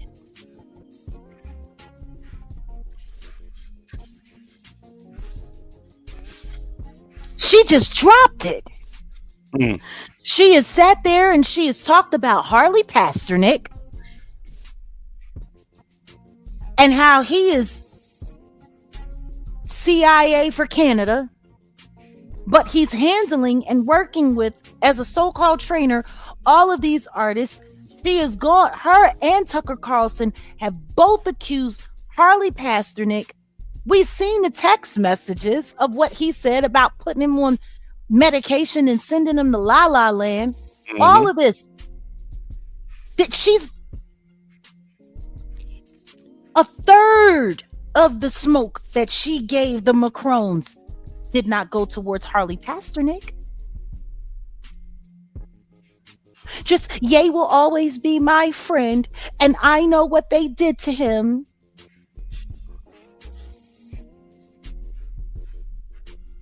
Well, then, do something. Or am I wrong? You're not wrong. I hate that she just alludes to it. Like I don't know, but I know. But I know. Like, stop. Stop being cute, because what you're being cute about are people who are being persecuted, people who are being actually harmed. Yeah. And you're playing footsie with it. It's not cool.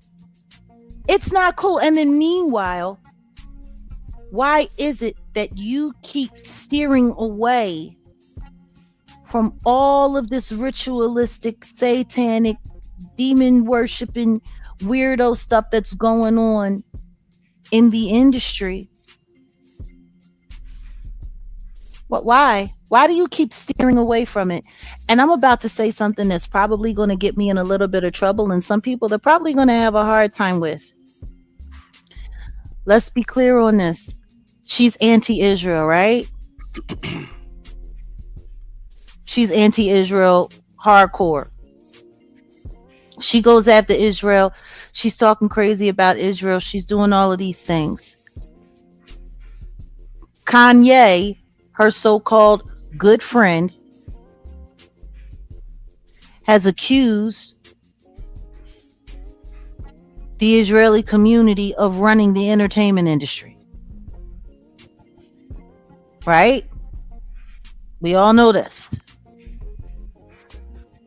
You go after the Israelis when it comes to all of this foreign policy stuff, but you're not going after any of this industry stuff?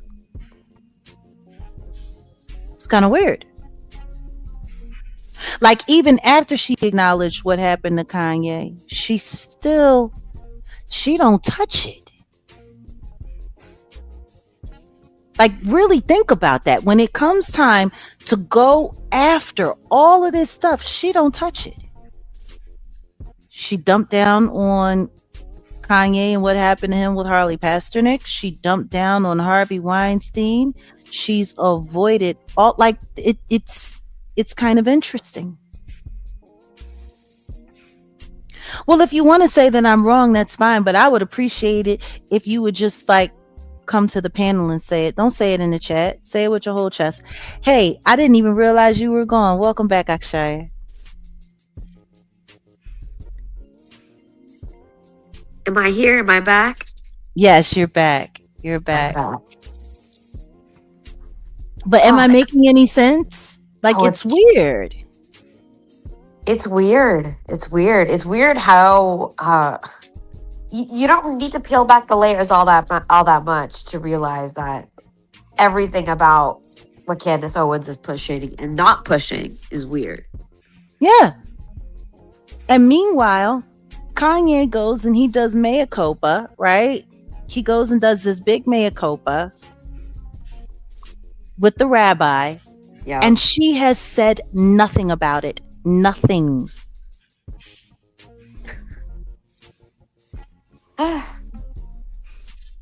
She said nothing. Like, does anyone else find that strange except for me? That Kanye West, in the middle of her going crazy and trying to find a way to blame Israel for the assassination of Charlie Kirk and looking for every which way to point the finger at them, her good friend Kanye, who she loves so much, goes and apologizes to this rabbi, this very interesting rabbi, and she has said nothing about it. Somebody sound off on that.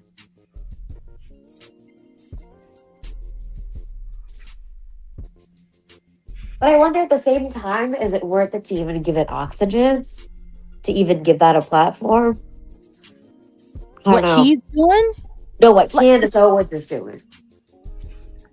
I mean, this is the thing.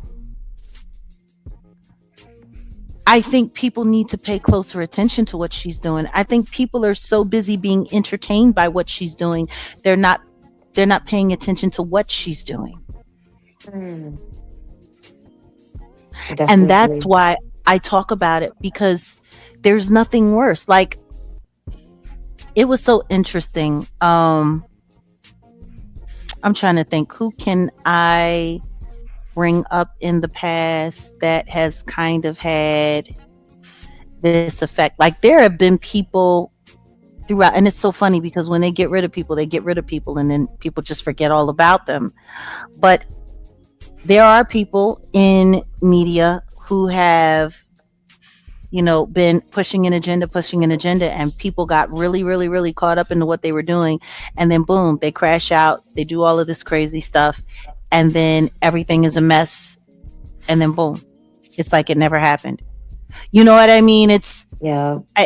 I don't know though if Candace would ever be able to disappear. I don't think she'll ever be able to disappear.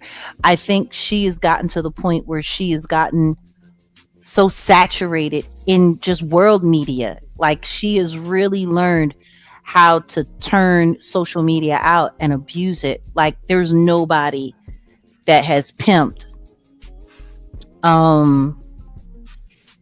social media like Candace Owens at this point in time. I think I'm not exaggerating. Like, I think she is the biggest social media pimp that we've had.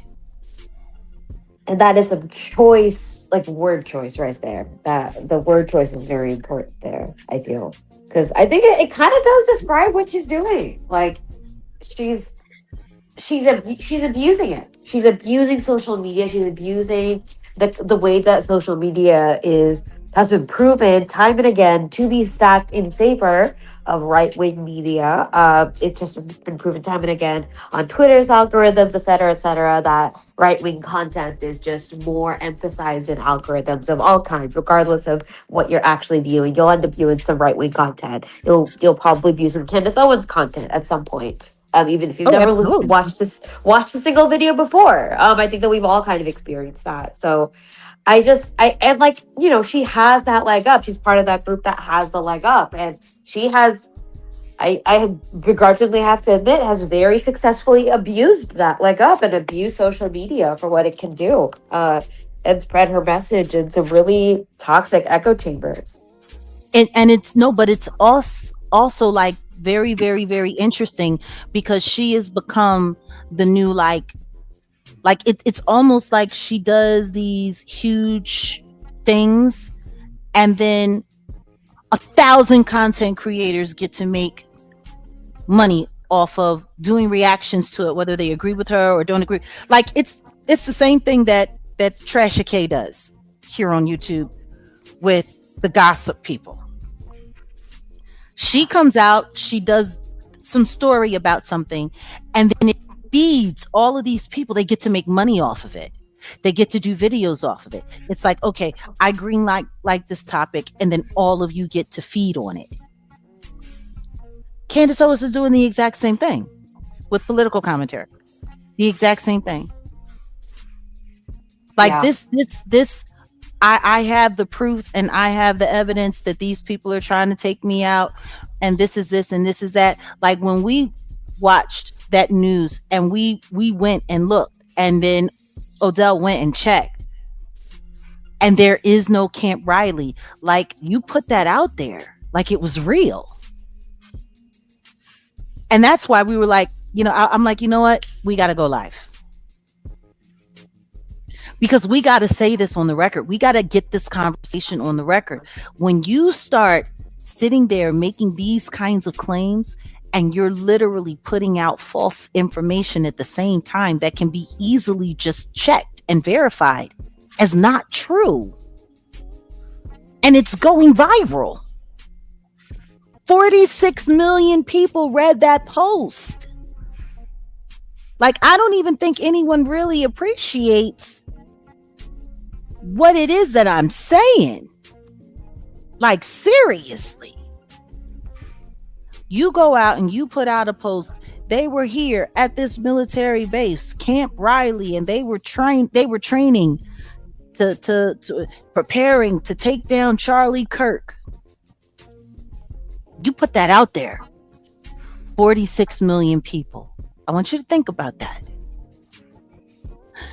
If 46 million people worldwide viewed that post on X, that means it reached the ears and the minds of at least 100 million people. At least. To be able to have a reach of 100 million people to share false information to is astounding. Astounding. Because most of them are not going to see the actual news report from France where they went and checked and there is no Camp Riley. Which is why we went and I pulled up the video from Reese Waters, and salute to Reese Waters, and like I said, when he goes in on right wing, I watch how he operates. He's very, very, very clever because he knows exactly where to go, and he pulls the but that whole 920 King Street, and at 920 King Street, and my source, and my this and my that, and I'm just sitting there looking like you're sitting here, you're selling this, and for all we know, that information that she got, she made it up. It's her own lawyer's office. Her lawyers that are representing her in the Macron case, that's their address.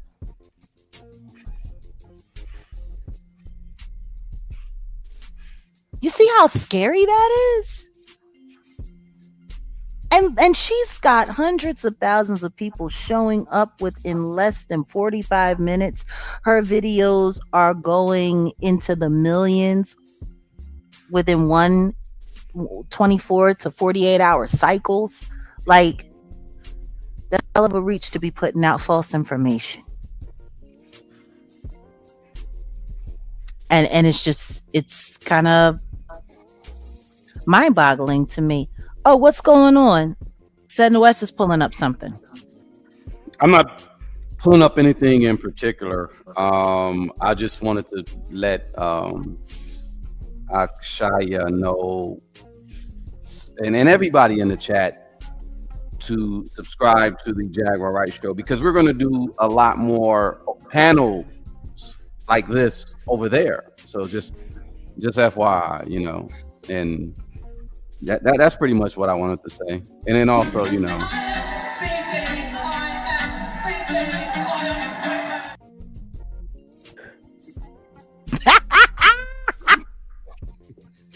yes, that's for you to use if you need to. Yes.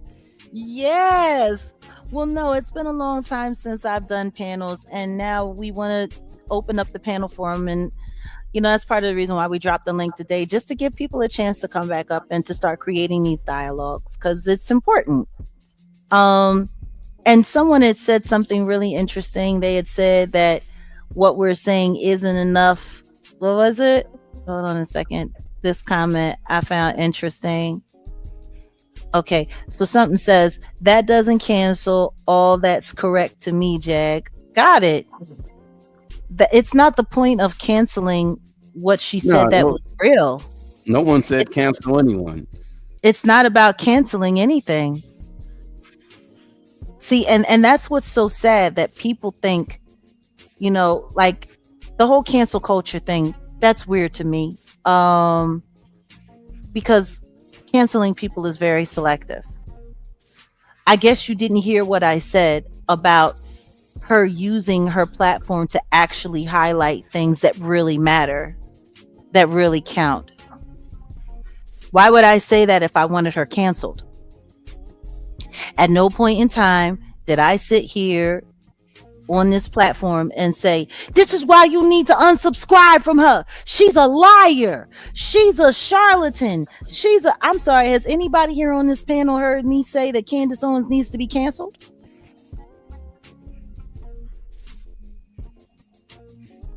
Guess not. It's not about canceling somebody. It's about holding people accountable. You know, for someone who gets accused of lying all the time, for someone who has content creators that for a half a decade, I want people to think about how cold a campaign that is. For a half a decade, for over 5 years, people have been sitting here on YouTube trying to convince everyone in the world, hashtagging my name into oblivion with nothing but false and negative and derogatory commentary. I've had people sit on this in this space, in this array, making up stories about my family, saying that I was essayed by my own father, calling my father a psychopath. My father's been dead since 2009. They sitting here disrespecting a dead man who did nothing but help people, and their channels are allowed to keep running and going, no matter how many times they're struck, no matter how many times they're gone after. Like, I don't even think people really get or appreciate or understand how real the disinformation goes on this platform. So when I see somebody spreading disinformation and they have millions of subscribers, millions, yeah, you fucking right, I'm going to speak about it. Because if that person ever decides to start playing for the wrong side, we're all in trouble. That is such a good point, Jack. Like, here I am thinking, like, like it's gonna be a real problem. Whoever Candace Owens goes and supports it, whatever, like upcoming presidential election, hopefully if we have one, like it's going to be a real problem because she gets millions of people tuning in to listen to what she has to say, that aren't fact checking, that aren't like they're taking her word at just at face value when she clearly has an agenda to mislead people. And she does it time and again. This is her pattern, this is her MO.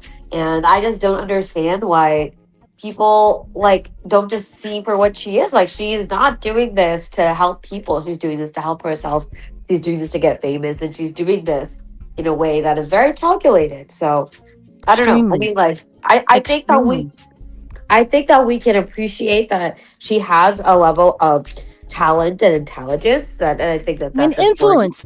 influence. Yes. And I think that it's a real damn shame that she doesn't use it for the right reasons, that she only uses it to serve herself. And that's just like, we don't need more of that in this day and age. And I'm just No. like, I really worry about like how this is her kind of power, how people like her, their kind of like power and their platform of disinformation is going to continue affecting politics, because Bro, it's really scary.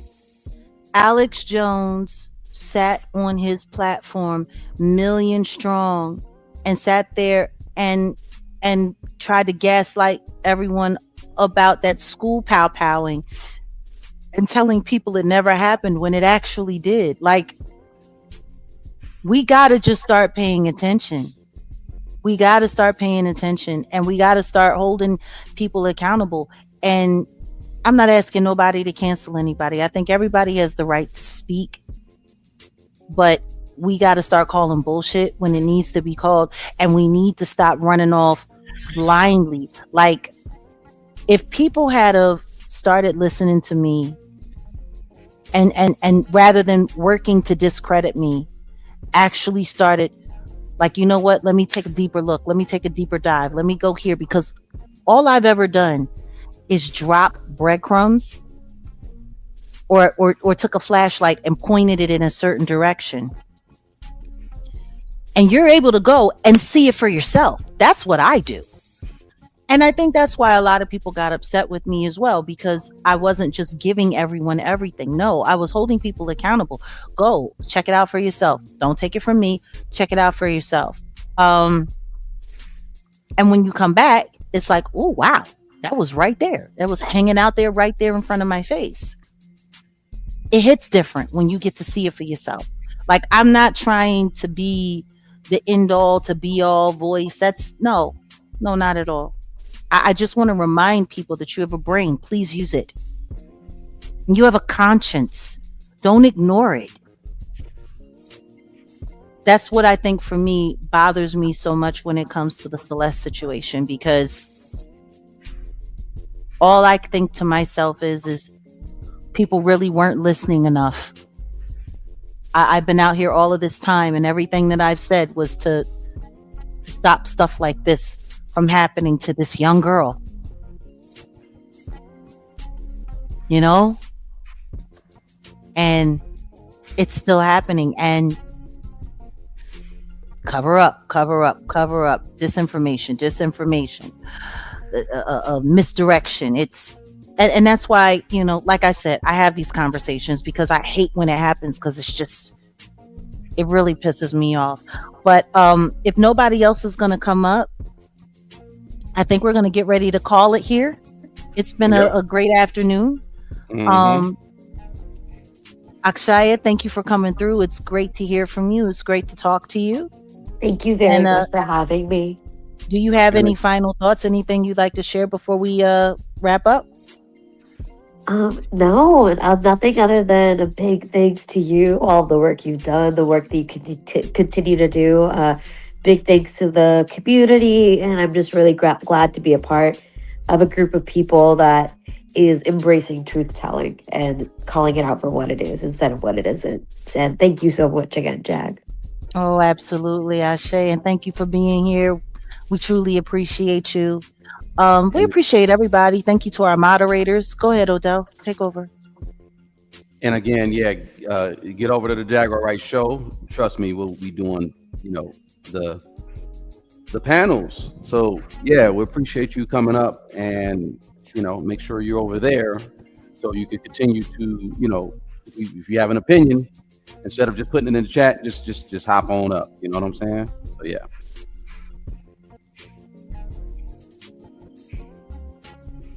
Well, thank you so much, Akshaya, for being here. We're going to get ready to drop you down, and we're going to close out. Thanks for having me. Right. Absolutely. Okay. So, any final thoughts from you? Well, I want to say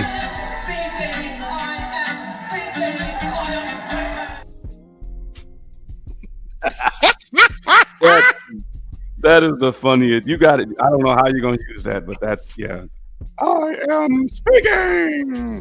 I think we're going to have to save that one for the panel shows, because I got a feeling I'm going to have to pull that one out when it comes time for that. Boy, I tell you, I'm just like, it's been so long since we've used clips.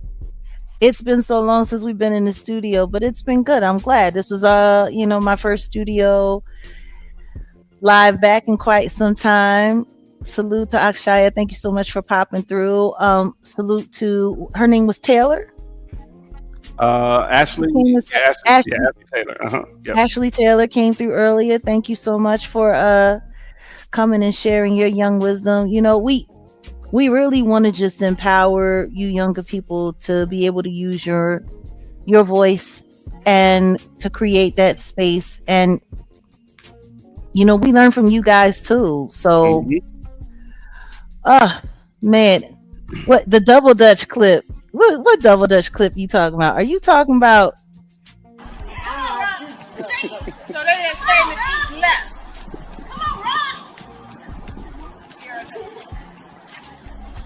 Come on, Rob.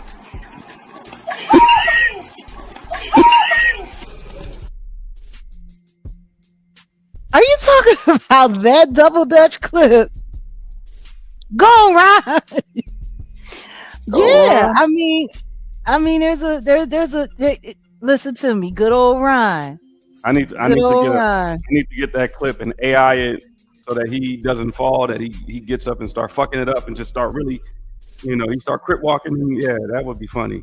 And that's the cool part about it. You could get all kind of AI clips. I think that could be something that we could do. Like you say, that's AI. They always, they try to clown you and say, you run around and say, oh, that's AI. Well, the reality is nowadays on the internet, you can't even tell what's real and what's AI. So, we might have to do that every so often. Like, do y'all think this is real or do y'all think this is AI? Well, that shit ain't real.